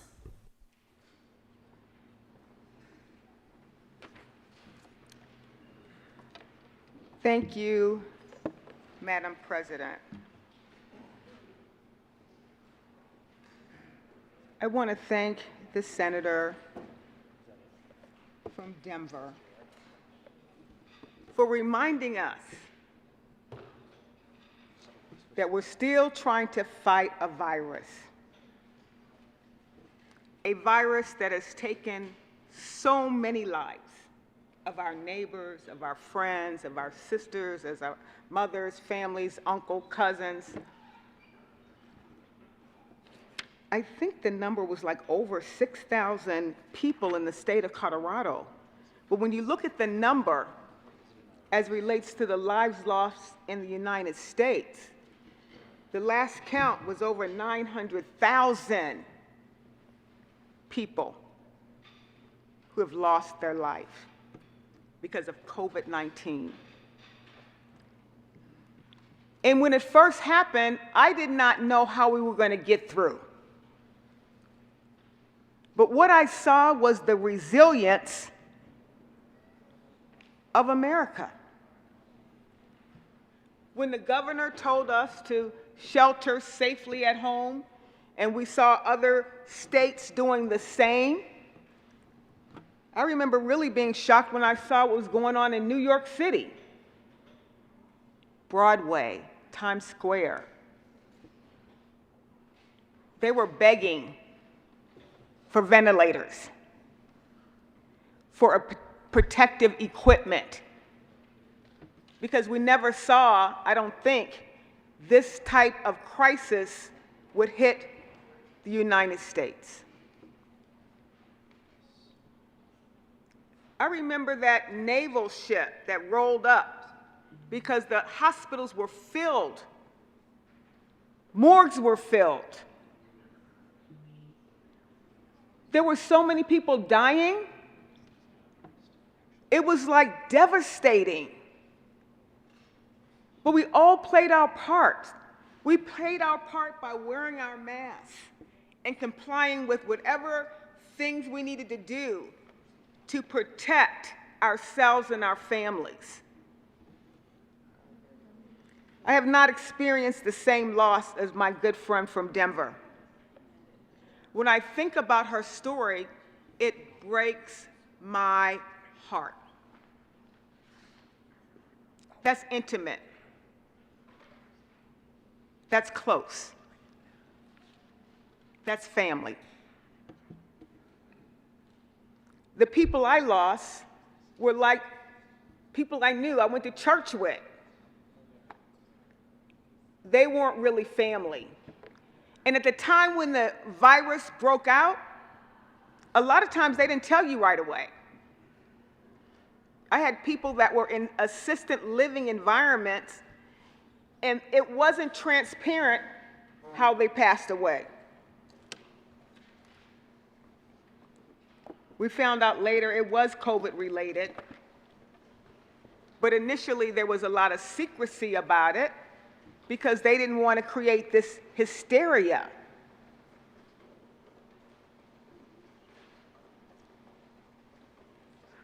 And then, in record-breaking time, there's a vaccine.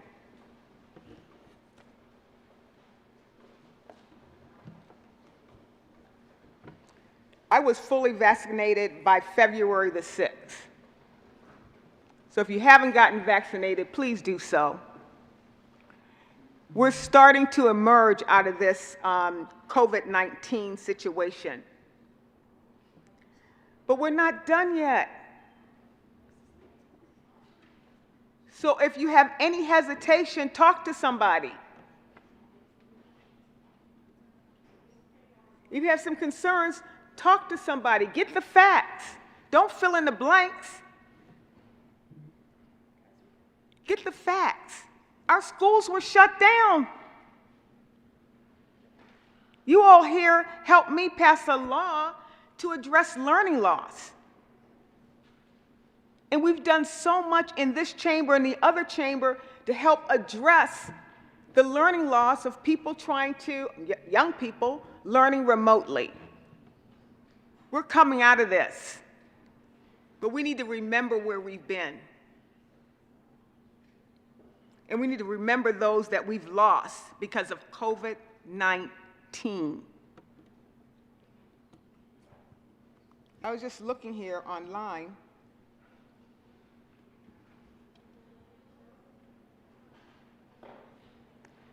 What the symptoms were. And these are symptoms, if you're a person of color, you have these symptoms every day. One of the symptoms is you have trouble breathing. That's because people of color have asthma. And it might be because of the environment that they live in.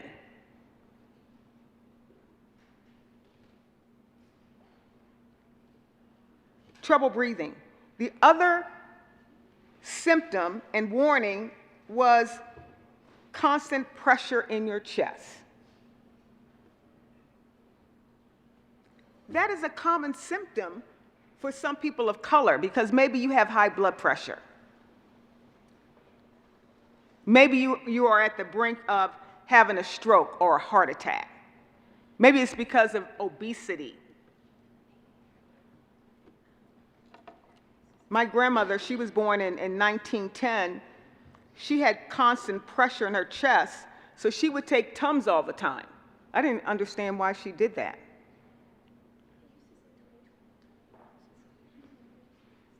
But some people that are sick don't want to acknowledge the chronic conditions that they live with. And I didn't recognize that. An inability to stay awake. And if you're a diabetic and your blood sugar is low, sometimes you have the inability to stay awake. That is also a chronic condition that people of color have just based on life and the environment that we live in. I can go on and on and on about the symptoms, but I just want to thank the senator from Denver for creating the space and time for us to recognize and remember those that we've lost. It says here for COVID-19 in the Latino community,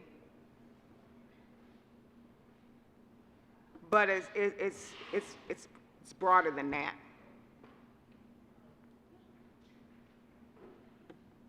It impacted our state, it impacted our economy, it impacted our way of life.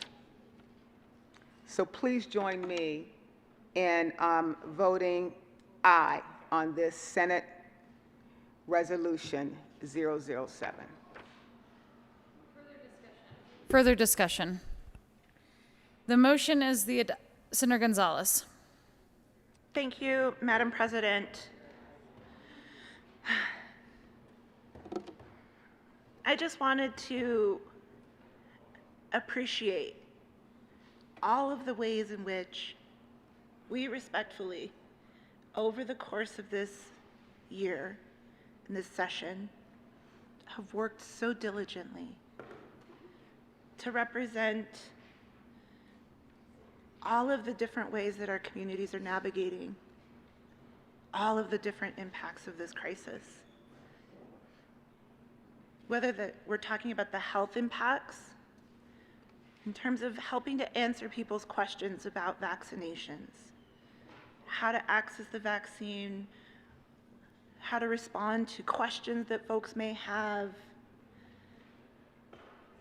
whether we're talking about the impacts that small businesses suffered, that workers suffered, that everyday Coloradans were having to navigate economically. Y'all have heard me speak time and time again from this well about the ways in which crisis exacerbates inequality. And the numbers are reflected here as well. In Colorado, Latinos account for 22% of our state's population, but 42% of COVID-19 cases, 25% of the deaths, and yet still constitute less than 10% of the vaccinated population. There is so much work to do. As we end our legislative session, as we take a moment to pause, take a breath, reflect, and reconnect with our families and our communities, let us also remember that this pandemic is still extraordinarily real. Madam President, I ask for an aye vote on Senate Resolution 007. Thank you for your time. The motion is the adoption of Senate Resolution 7. Are there any no votes? With a vote of 34 ayes, 0 noes, 0 absent, and 1 excused, Senate Resolution 7 is adopted. Co-sponsors. Senator Gonzalez. Madam President, I request that the current roll call be added as co-sponsors to this resolution. Without objection, the current roll call will be added as co-sponsors to Senate Resolution 7. Thank you.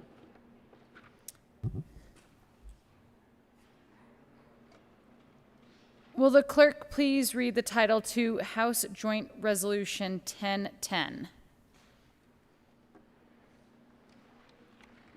House Joint Resolution 1010 by Representative Michael Janae and Soper and Senators Gardner and Moreno concerning the commemoration of the Holocaust. Senator Moreno. Thank you, Madam President. I move House Joint Resolution 1010 and request that it be read at length. Mr. Panetta, will you please read House Joint Resolution 1010 at length? House Joint Resolution 1010 by Representatives Michelson, Janae, and Soper, and Senators Gardner and Moreno, concerning the commemoration of the Holocaust. Whereas the genesis of genocide begins not with violence, but with words. And whereas prejudice, bigotry, bias, and racism have been the cause of conflict, war, and mass atrocities throughout human history. And whereas the Holocaust was a systematic, bureaucratic, state-sponsored persecution and murder of Jews by the Nazi regime and its collaborators. And whereas the Nazis, who came to power in Germany in January 1933, asserted that Germans were racially superior than the Jews, and others were inferior, and an alien threat to the so-called German racial community. Thank you.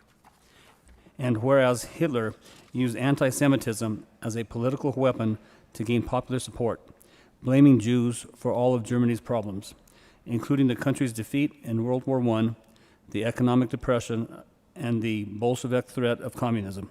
It made little difference that Hitler's accusations were blatantly contradictory and his so-called facts were fabricated. And whereas between 1933 and 1945, Nazi Germany and its collaborators murdered 6 million Jews, 2 out of every 3 Jews who lived throughout Europe, 1.5 million of whom were children, as well as 5 million other civilians, including Sinti, Roma, people with intellectual or developmental disabilities, gay men, Jehovah's Witnesses, Soviet prisoners of war, and political dissidents. And whereas we recall that in the aftermath of war, Israel, a close ally and friend of the United States, became a refuge for many survivors who endured the ravages of the Holocaust. And whereas we generally gratefully acknowledge the more than 26,500 non-Jews who at great risk to themselves saved Jews during the Holocaust from extermination and have been designated righteous among the nations by Yad Vashem, the World Holocaust Remembrance Center. And whereas today, as we mourn the loss of those who were killed and consider the terrible experiences of those who suffered and lived through the Holocaust, we note that anti-Semitic acts are not a thing of the past. According to the Anti-Defamation League in Colorado, the number of reported anti-Semitic incidents has doubled since 2018, with over 60 reported incidents of anti-Semitism in both 2019 and 2020. Nationally, anti-Semitic incidents remain at a historically high level, with well over half of Jewish Americans experiencing or directly witnessing some form of anti-Semitic incident. And globally, there has been an increase in anti-Semitic incidents, and some Jews feel more isolated and vulnerable as a result. And whereas we must also acknowledge that ethnic cleansing, genocide, terrorism, crimes against humanity, and wars on civilian populations are not relics of the past. And whereas, regretfully, the phrase never again has become yet again, as we see today and in recent past with so much brutality in places like Myanmar, Syria, Iraq, Nigeria, Bosnia, Cambodia, Rwanda, the Central African Republic, the Sudan, and the South Sudan. And whereas today, while we remember the Holocaust, we focus our attention on the passing of Holocaust survivors who provided firsthand accounts of the terrors they endured, leaving their children and grandchildren as the last generations to know the stories of the Holocaust directly from those who lived it. And whereas, while we are fortunate that several organizations in Colorado are dedicated to retelling the stories of the Holocaust and other genocides, it is not enough. Far too many people, including most students, need more opportunities to learn about these atrocities so they are not repeated. And whereas it is our responsibility to bear witness to the truth of the horrors of the Holocaust, its many lessons, and to prevent hateful words from building up like the bricks that built Auschwitz, now therefore, be it resolved by the House of Representatives of the 73rd General Assembly of the State of Colorado, the Senate concurring herein, that we, the members of the General Assembly, 1, commemorate the Holocaust, 2, promote anti-bias, bullying prevention, and Holocaust and genocide education programs in school districts and universities to prevent anti-Semitic incidents that target Jewish students because of their actual or perceived support of the State of Israel. And 3, declare that the people of Colorado should understand the power of words, remember the great injustices of the past, and commit to preventing such atrocities in the future. Be it further resolved that copies of this joint resolution be sent to the Jewish Community Relations Council of Jewish Colorado, the Mountain States Regional Office of the Anti-Defamation League, the Colorado Coalition for the Genocide Awareness and Action, the Holocaust Awareness Institute at the University of Denver Center for Judaic Studies, the Interfaith Alliance of Colorado, the Mizell Museum, the Denver Parks and Recreation Department's Bobby Yar Park, the Mountain States Regional Office of the Jewish National Fund, the United States Holocaust Memorial Museum in Washington, D.C., and the University of Colorado Program in Jewish Studies. Any further discussion? Senator Gardner. Thank you, Madam President. Members, do please be seated. We, on a very busy day, one hopes the last of our session, we take time out to remember the Holocaust.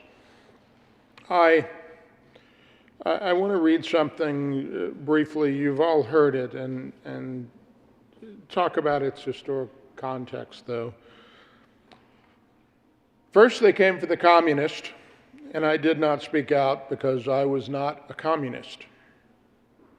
Then they came for the socialist, and I did not speak out because I was not a socialist.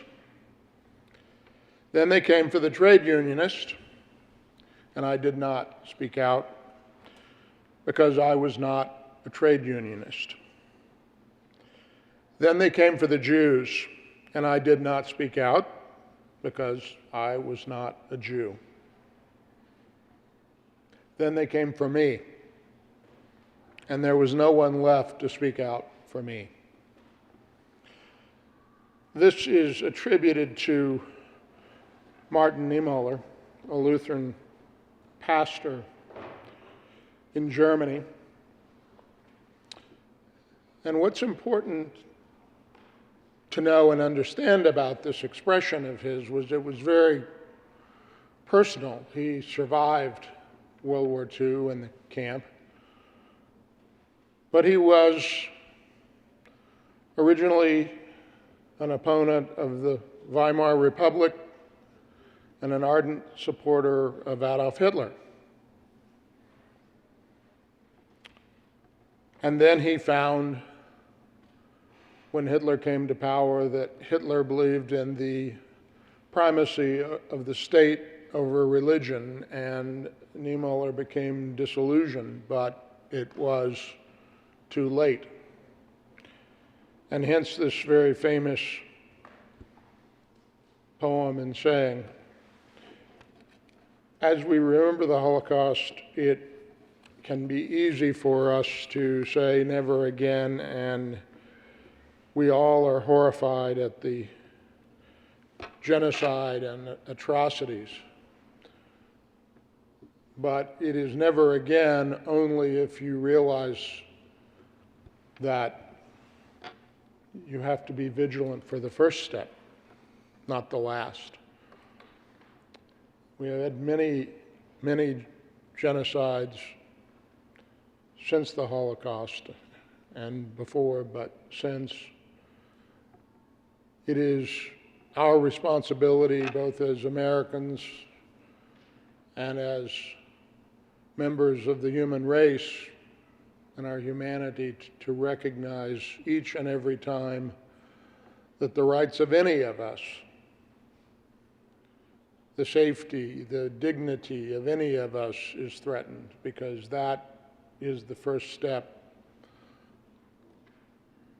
for each and every one of us. And so I ask for your support for the resolution today. Thank you. Senator Moreno. Thank you, Madam President. And colleagues, I appreciate that this is an annual commemoration of the Holocaust that we do, and a moment of reflection. Even in a session as atypical as this has been, that we would continue to make sure that we just pause for a moment and remember all of those that were lost during the Holocaust, reflect on the ways that we can prevent acts like this in the future, and remember that it is always important to take time from our deliberations and reflect on the lessons that we have learned since this awful time. So with that, Madam President and colleagues, appreciate you taking the time and request your support for House Joint Resolution 1010.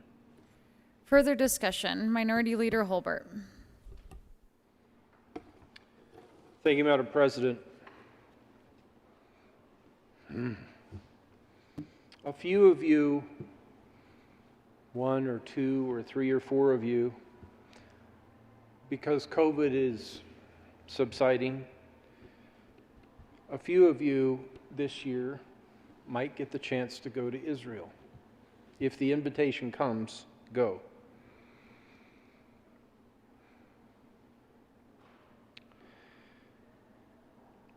Page 2, lines 16 through 20 refer to Yad Vashem. And those who've been there might remember, and I've spoken of it before, but you will have your lives changed if you have the opportunity to go see Yad Vashem. It's a museum, but unlike any other in the world. And to tie Yad Vashem into this resolution is quite easy, because it is a museum about the Holocaust.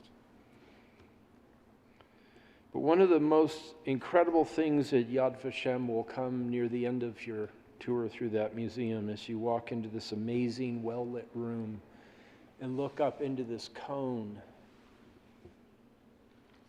and toward the sun, the beautiful light. And the names of all those who died that can be accounted for in the Holocaust are inscribed in books that are in ledgers as you look up into the sky.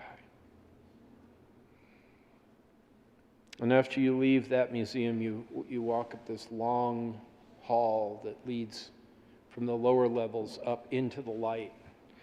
And if you're like me, you will probably start walking quicker to escape out into the light.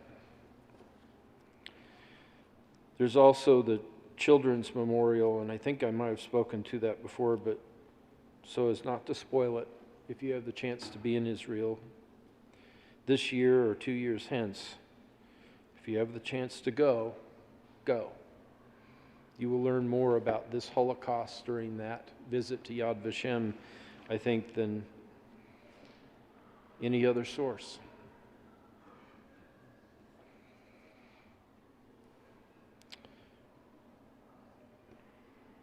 Since I'm nearing the end of my time in the chamber, I want to say once more, and I'm sure those who have had the chance to go, thank you to Jewish Colorado for your generosity and those who support the every other trip to Israel. Thank you for helping me. Thank you for helping us understand not only Jewish culture in the nation of Israel, but the loss that was suffered during the Holocaust, that it should never happen again. Thank you, Madam President. Any further discussion?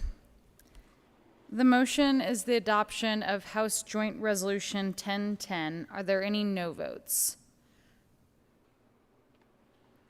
With a vote of 34 ayes, 0 noes, 0 absent, and 1 excused, House Joint Resolution 1010 is adopted.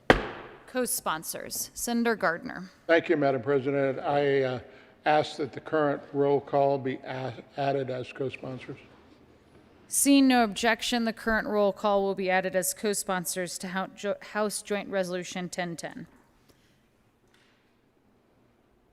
Third reading of bills. Mr. Panetta, please read the title to House Bill 1266. House Bill 1266 by Representative Jackson and Weissman and Senators Winter and Buckner concerning efforts to redress the effects of environmental injustice on disproportionately impacted communities and in connection therewith making appropriation.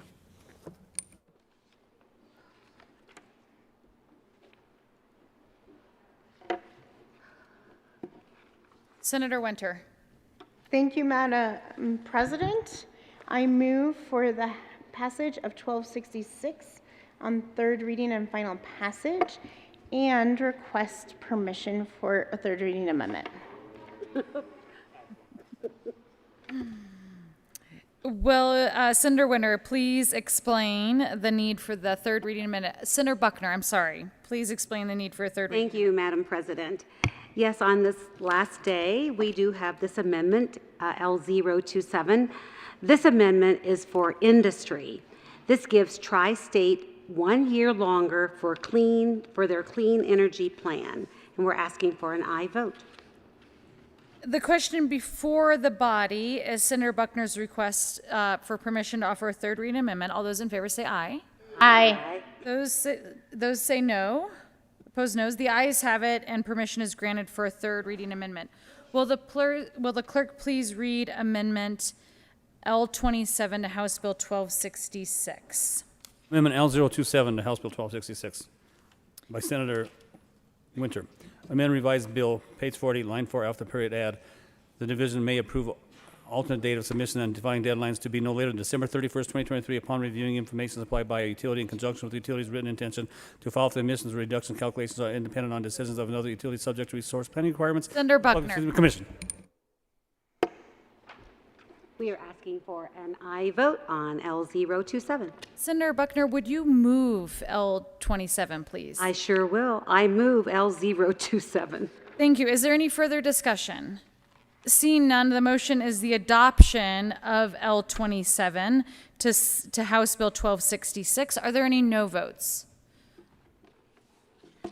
With a vote of 34 ayes, 0 noes, 0 absent, and 1 excused, Amendment 27 is adopted. Senator Winter. Thank you, Madam President. I ask for permission to offer one additional third reading amendment. Senator Winter, will you please explain to the body why permission should be granted? Thank you, Madam President. This amendment is a technical amendment that makes sure that when we are referencing disproportionately impacted communities, it is in each section of the bill, and I encourage a yes vote, and that's why we'll move it next, but that's why I'm asking permission for a third reading. The question before the body is Senator Winter's request for permission to offer a third reading amendment. All those in favor say aye. Aye. Those opposed, no. The ayes have it and permission is granted. Will the clerk please read Amendment 28 to House Bill 1266? L028. Senator Winter. Thank you, Madam President. I move L028. Is there any further discussion? Seeing none, the motion is the adoption of Amendment 28 to House Bill 1266. Are there any no votes? With a vote of 34 ayes, 0 noes, 0 absent, and 1 excused, Amendment 28 is adopted. Is there any further discussion? Seeing none, the motion, Senator Kirkmeyer. Hold the bell.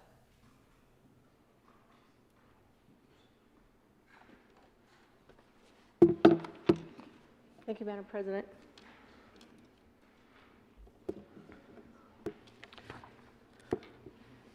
So first of all, I just wanted to thank President Garcia for excusing me yesterday.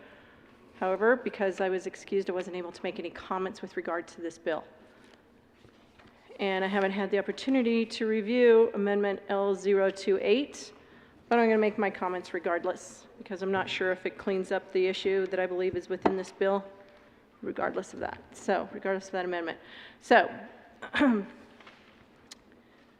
understand it's intended that 1266, and probably with Amendment L028, that it applies statewide to all of the portions of the state, that it's a statewide application of the rules.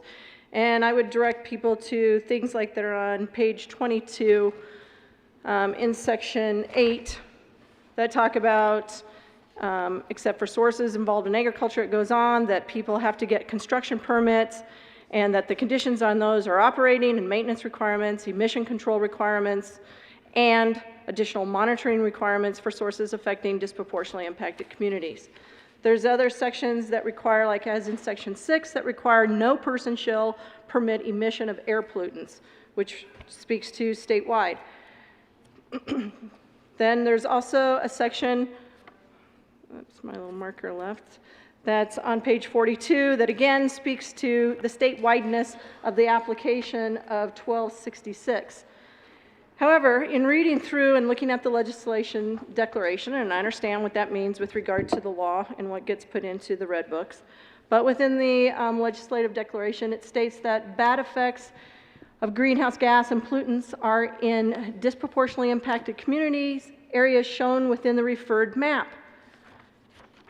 And maybe as some people know, or maybe as some people don't know, that, for example, in places like Yuma County, there are no disproportionately impacted community areas, and apparently these new rules would still apply to them. Thus, it appears there are two separate subjects within this bill.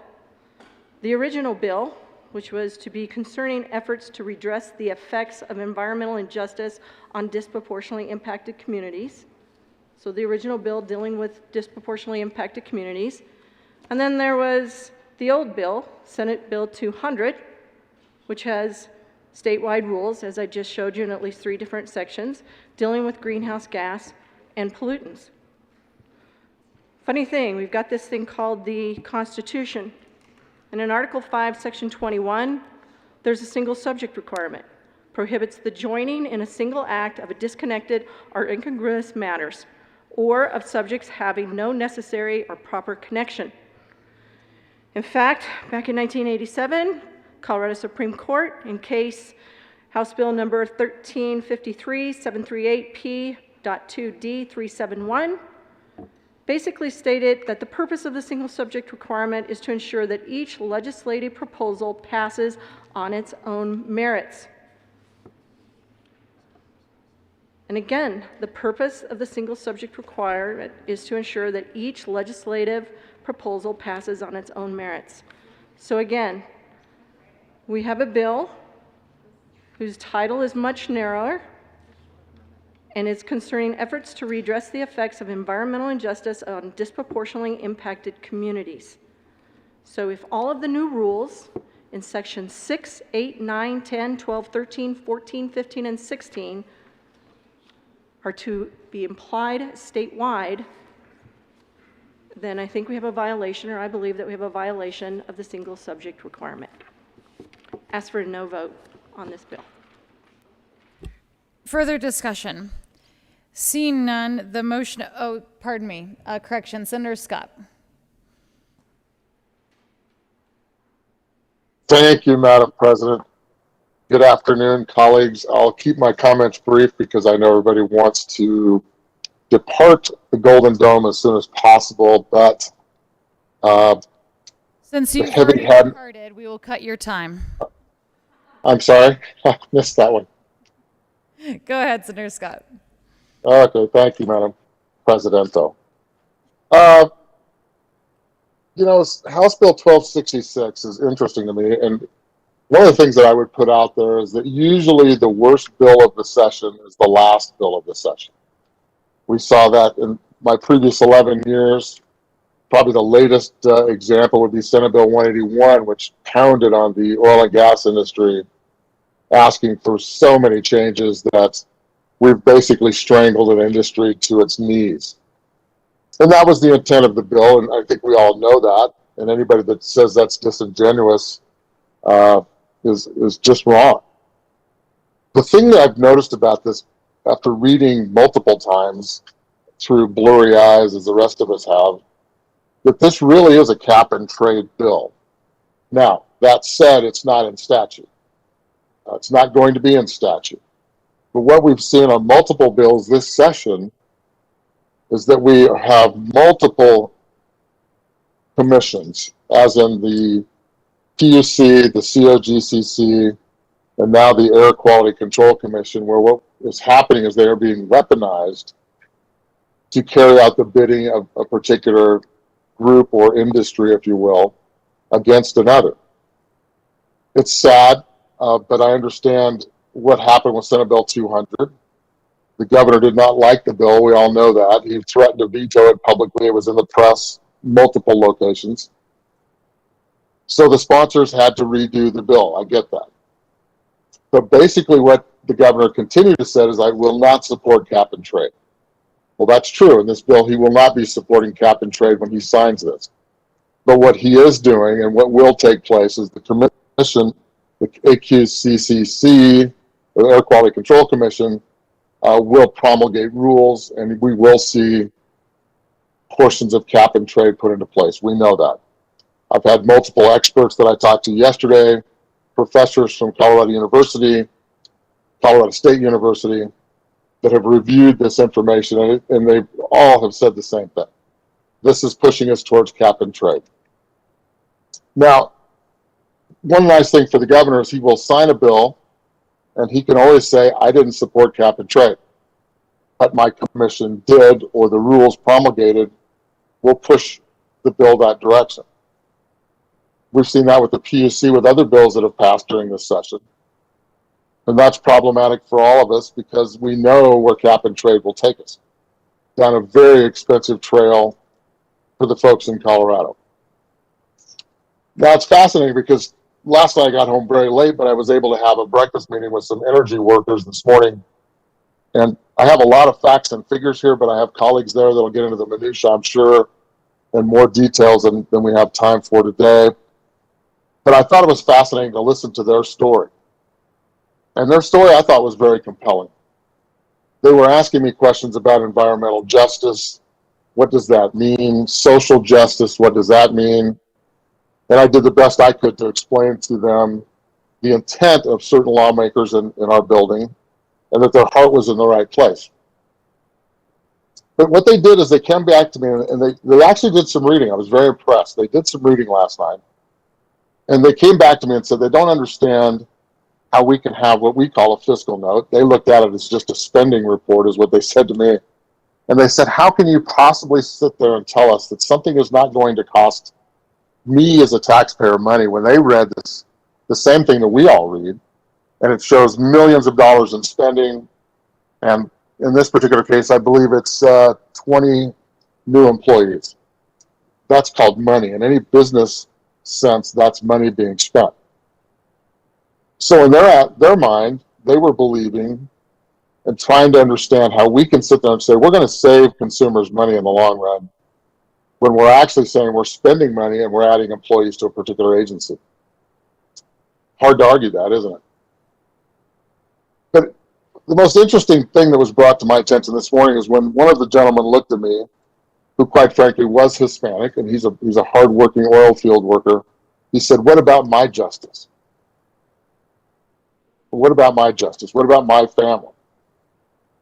If the continual drumbeat from Denver is to put me out of business, how can you possibly say that I don't get social justice as well?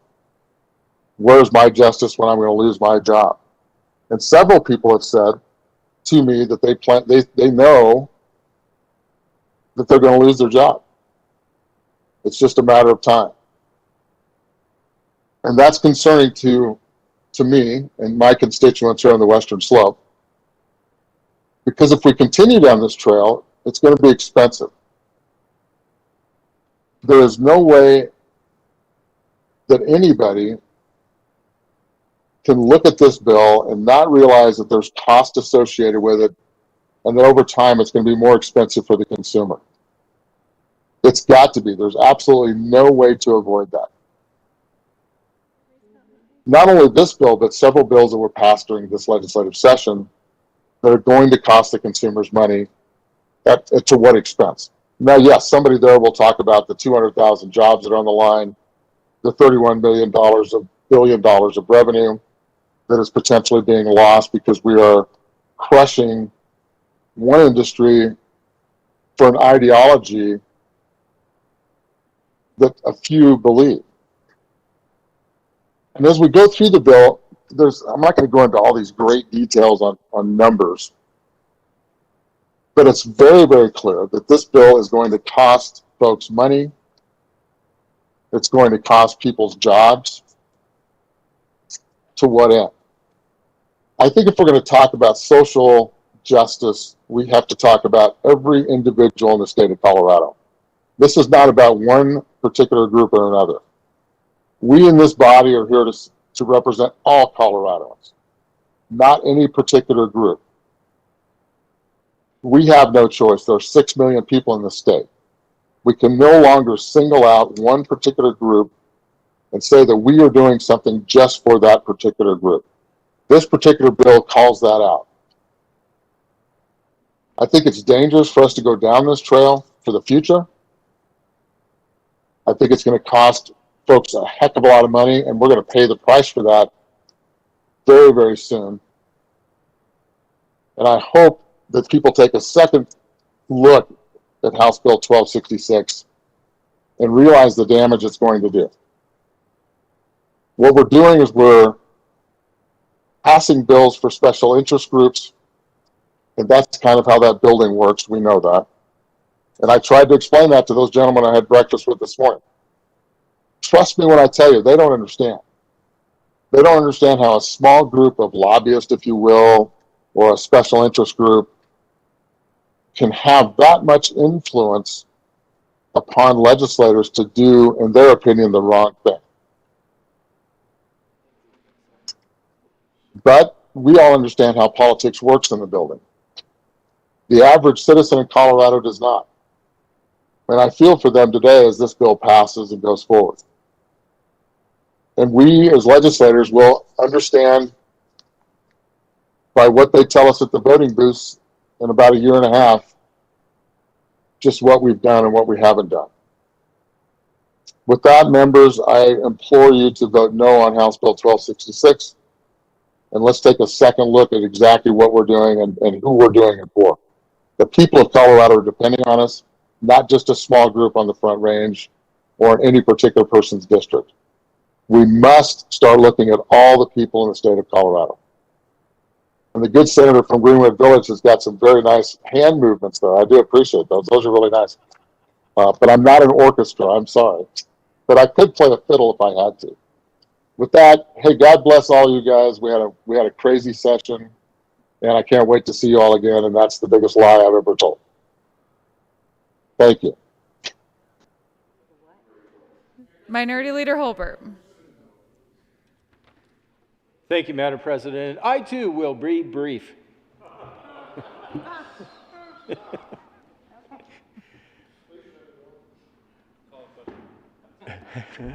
Clock's running. I have mentioned before that the district that I am blessed to represent has both Xcel Energy and IREA customers.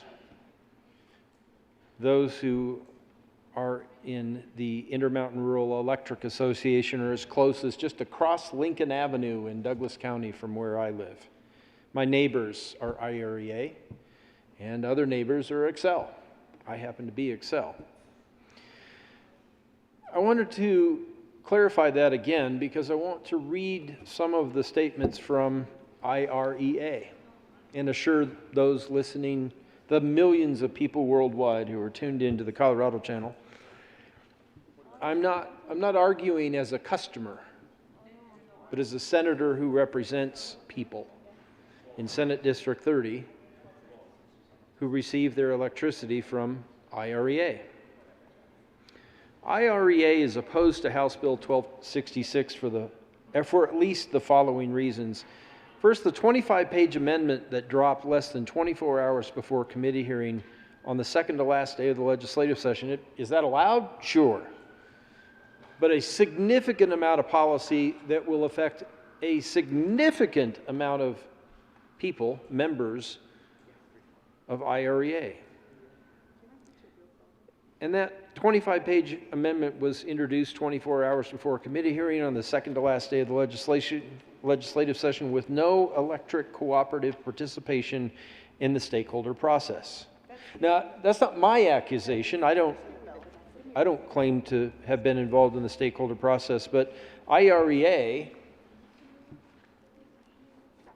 probably does have a pretty good perspective on that. IREA owns 25% of the Comanche 3 coal plant, which supplies approximately 50% of their power when operating at full capacity. So that's significant. The warmest days, the coldest days, 50% when operating at full capacity, that matters to IREA, the organization, and the members who are counting on their lights to come on and their heat to be on, whatever it might be.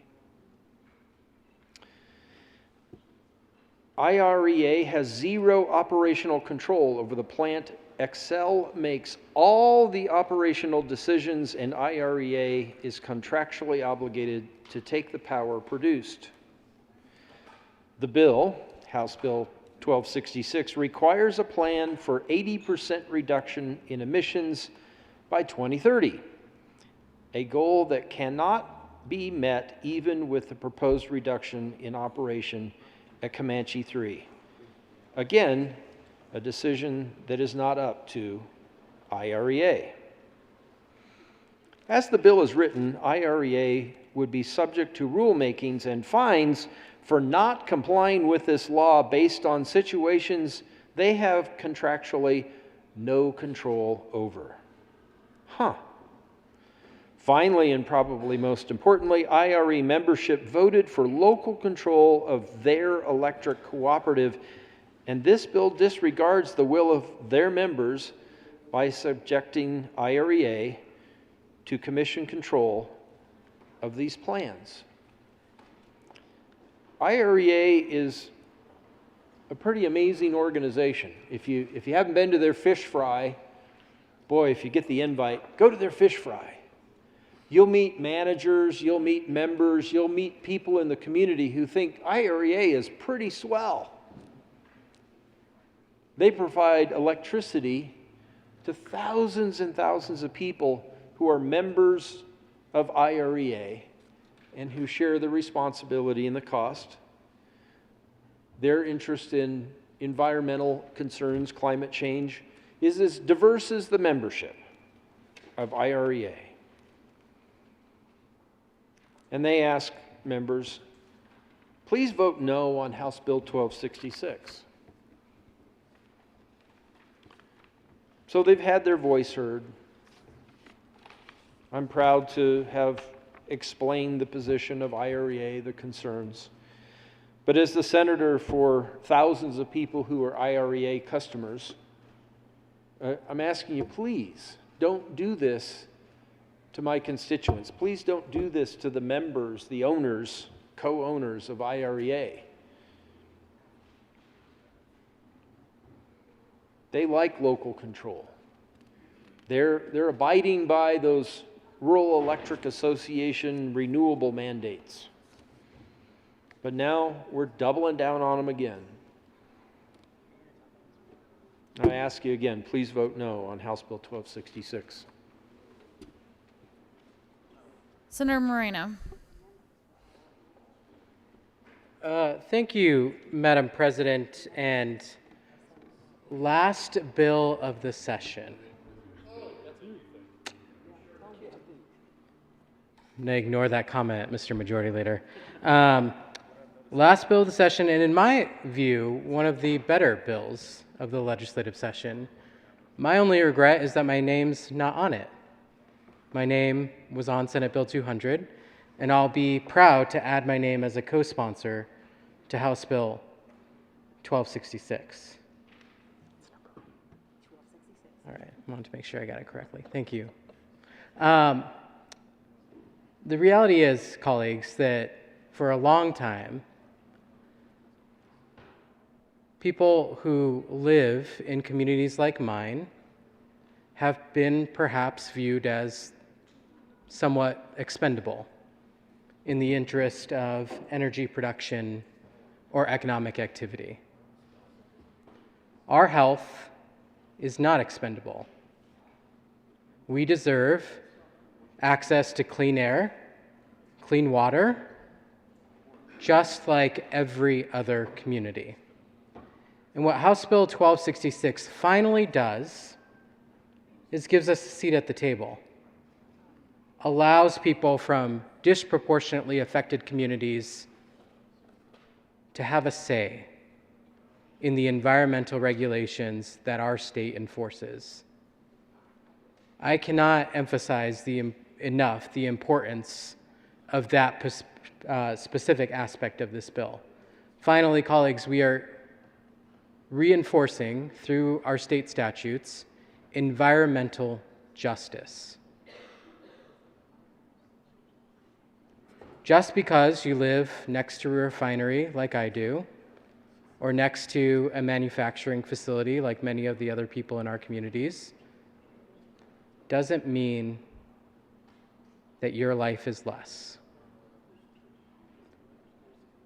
House Bill 1266 ensures that communities like mine can finally have an ability to express their concerns and to have those concerns addressed with a regulatory body. That is critically important in deciding our future as a state, our future energy sources, our future of air quality, water quality, environmental protection.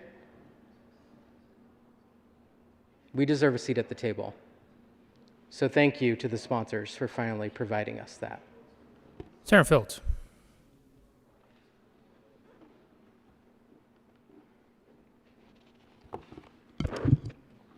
Thank you, Mr. President.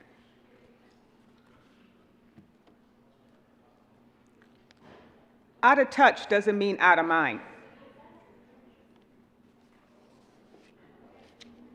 So if you don't understand what social and environmental justice is all about, they're interconnected.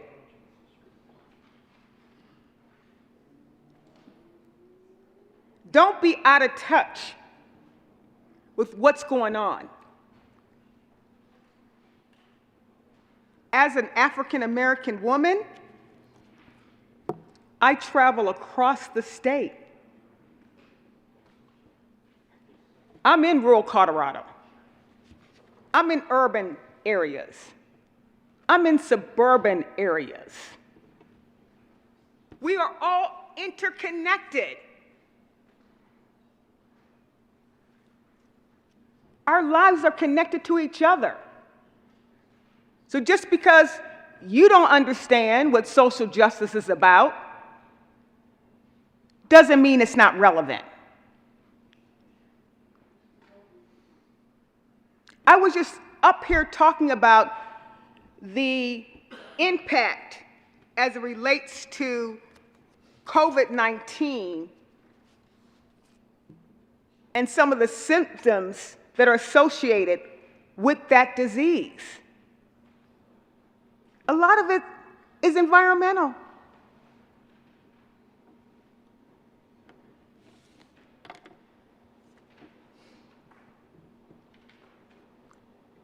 In the state of Colorado and across this nation, we've done a lot of work to reduce the pollution as relates to protecting our air and our land and our environment and our planet. Don't be out of touch.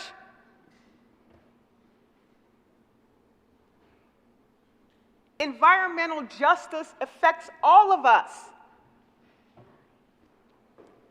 And I'm not trying to take away anyone's jobs. I'm trying to create wealth for everyone. Everyone has a right to earn a living. But when you constantly want to put shade instead of light, as relates to environmental justice, that's an issue for me. I don't live on Easy Street. I don't live on a farm either. But I appreciate what farmers do because I couldn't do the work. I couldn't do it. So I appreciate every citizen for their contributions to our land and our environment. But don't put shade on my community because you don't understand it. You can't relate to it. I live my life like so many others day to day.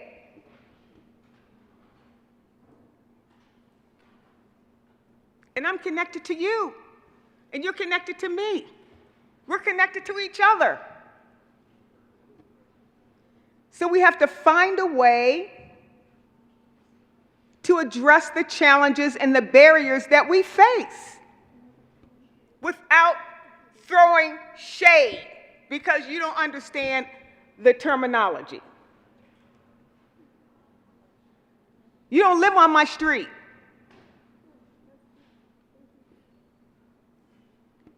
The people in my community, they have to pay extra just to recycle.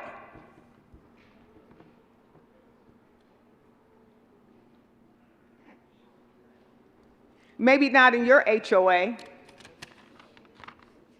maybe not where you live, but my message is that don't forget that we're all interconnected. And let's find a way to resolve our challenges and our barriers without throwing shade. It's not about one community over another. It's not about winners or losers. It's about all of us. It's about protecting that next generation. who's going to take over our places in the world. It just can't be about you. It has to be about all of us. Having no further discussion, the motion before the body is the passage of House Bill 1266. Are there any no votes? Mr. Minority Leader, Senators Gardner, Simpson, Smallwood, Rankin, Quorum, Kirkmeyer, Liston, Cook, Heisey, Woodward, Lundin, Sonnenberg, Scott.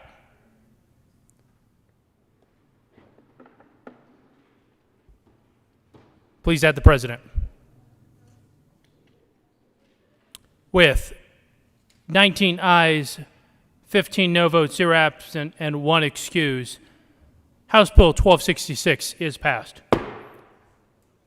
Co-sponsors, Senators Gonzalez, Hawkins Lewis, Moreno, Donovan, Bridges,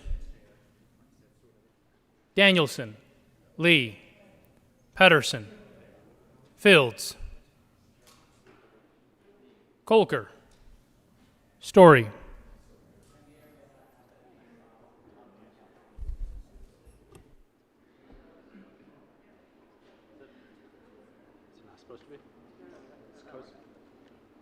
Add the majority leader, please.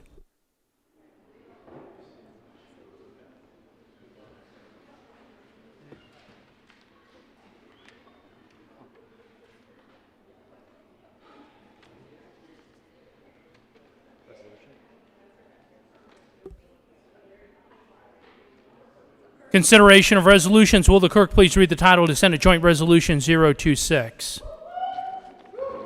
Senate Joint Resolution 026 by Senator Svenberg and Representative Escar concerning the appointment of a joint committee to notify the governor that the first regular session of the 73rd Central Assembly is about to adjourn sine die.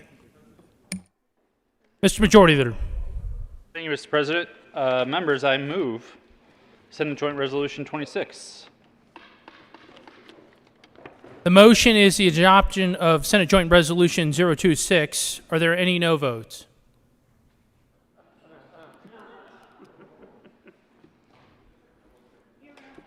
With 34 ayes, 0 noes, 0 absent, and 1 excuse, Senate Joint Resolution 026 is adopted. Co-sponsors, Senators Moreno, Gardner, Gonzalez, Buckner, Zenzinger, Cook, Liston, Simpson, Kirkmeyer, Janal, Story, Scott.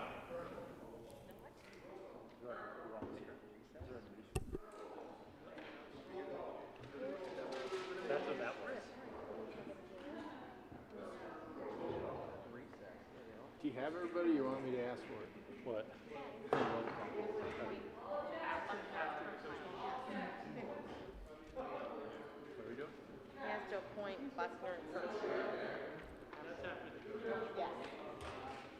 Mr. Minority Leader. Thank you, Mr. President. I request the current roll call be added as co-sponsors. Clearly seeing no objection, the current roll call will be added as co-sponsors on Senate Joint Resolution 026. Pursuant to Senate Joint Resolution 026, Senators Buckner and Kirkmeyer are appointed to the committee to notify the governor. The Senate will stand in recess.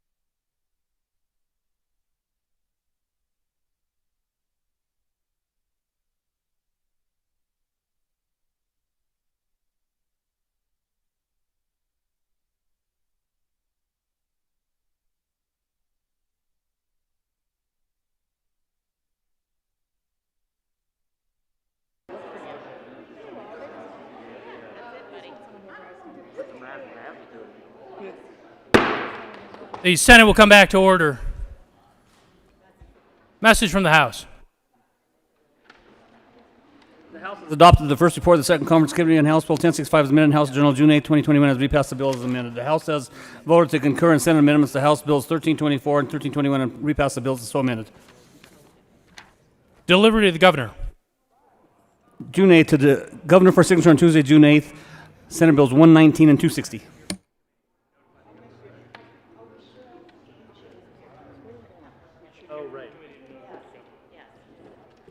Would the committee that notified the Governor please report back to the Senate? Senator Buckner. Thank you, Mr. President. It was such an honor to notify the governor by telephone, but we really met with the lieutenant governor, and she sends her best wishes to all of you for the spectacular work you did this session. Senator Kirkmeyer. Thank you, Mr. President, my dear president. I'm just laughing because, the good senator from Aurora liked to refer to him that way. But we actually had a phone call with the governor who did say that Senator Buckner and I were extraordinary. He did say that. He said we were extraordinary before he said you all were extraordinary. Yes, and that it was an extraordinary session that had extraordinary influence. Yes, and we had an extraordinary glass of champagne with the lieutenant governor.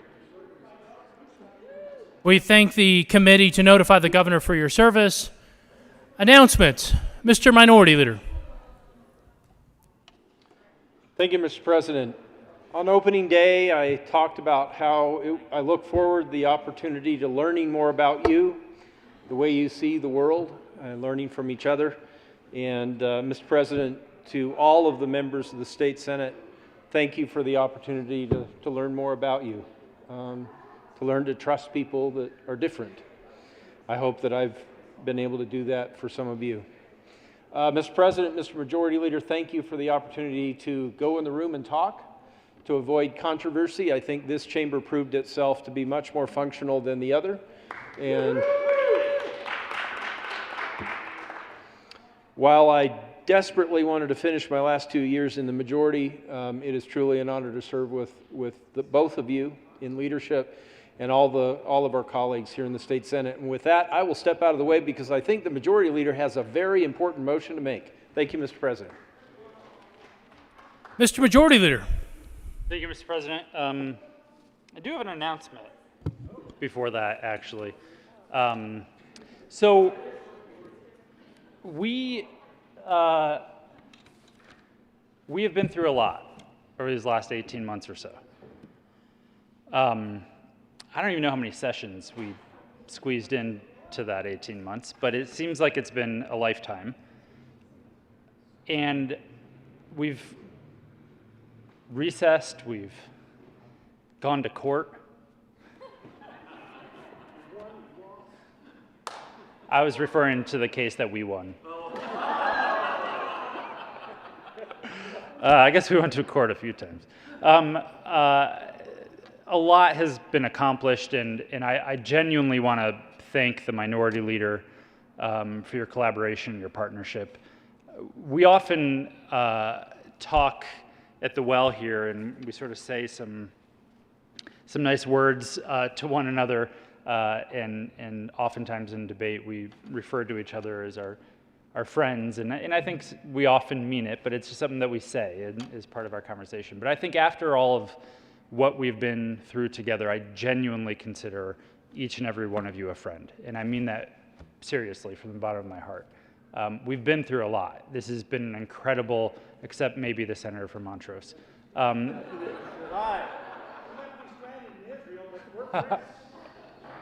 It's a story for another day. We obviously got a lot done this session. I'm proud of the work that we did. I'm proud to be in this chamber with each and every one of you, and I think we did a lot of good for the state of Colorado, and I think we all as a chamber, as individuals, got much closer as well and figured out how to work with each other. And we aren't always going to agree, of course, but I think we've learned how to navigate one another's disagreement much better than a couple of years ago or even just a few months ago. So genuinely thank you, Mr. Minority Leader, and also to everybody here for all of the difficult debates, the amendments, the cows, everything that we went through, the rewrites of our rules one way or another over and over again. We got through it, and I think we're a better institution for it, genuinely. But not all of us are going to be here forever in this chamber. There's one person that behind the scenes has really made this Senate successful and productive in ways that some of us will never know. And that is, of course, Morgan, who has given 6 years and 7 sessions to this institution. Her last day with us here in the Senate will be Thursday, June 24th. Morgan is an institution within the institution, I think in a lot of ways, and it's in her blood if you know the story of her father and his involvement in Louisiana and his work with Masons. She will be moving on to work for the ALC school as a regulatory compliance manager. I don't know what that means, but it sounds important.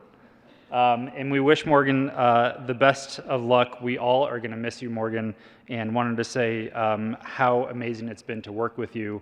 Thank you for all of your work and everything you've done for this institution.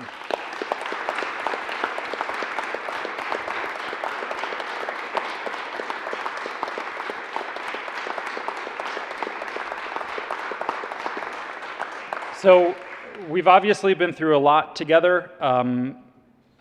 It's been a hell of an 18 months or so, give or take. Some of that I was working out of my tool shed on Zoom with all of you, and some of it was here in person, some of it was with some of you remotely.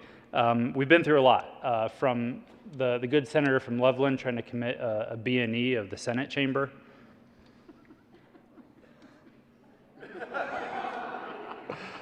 Just joking. But honestly, we thought it couldn't get more intense or more serious. And then the good senator from Weld County had a tornado hit her family's property and had to take off last minute. So just when you think we are out of the woods, maybe we aren't just yet. But I will say that so many changes have happened for this institution, ones that I think none of us hoped we would live through. But we're, I think, at the end of that moment. I sincerely hope that this is the end of an era, that it is a blip in history that will be recorded, and that we will look back on and be proud of our involvement in it and what we did to get our state through this incredible time. The executive committee will be having discussions over the weeks to come about how we further normalize the Senate and the House in our work here, and hopefully get to a place where we can come back in January and it just feels normal again, and we do an actual 120-day session rather than one that just seems to go on forever. So that is our commitment. If folks have thoughts, concerns, feedback, those of us on the executive committee would love to talk to you over the next few weeks as we chart out the future for this institution and how we do our work for the people of Colorado. Mr. President, I think that's all the work there is to do. We are waiting on a resolution from the House to adjourn sine die, but I don't really want to wait for that. So we can do a motion without the resolution just to adjourn and get out of here before they can. So, Mr. President, I move that the Senate adjourn sine die.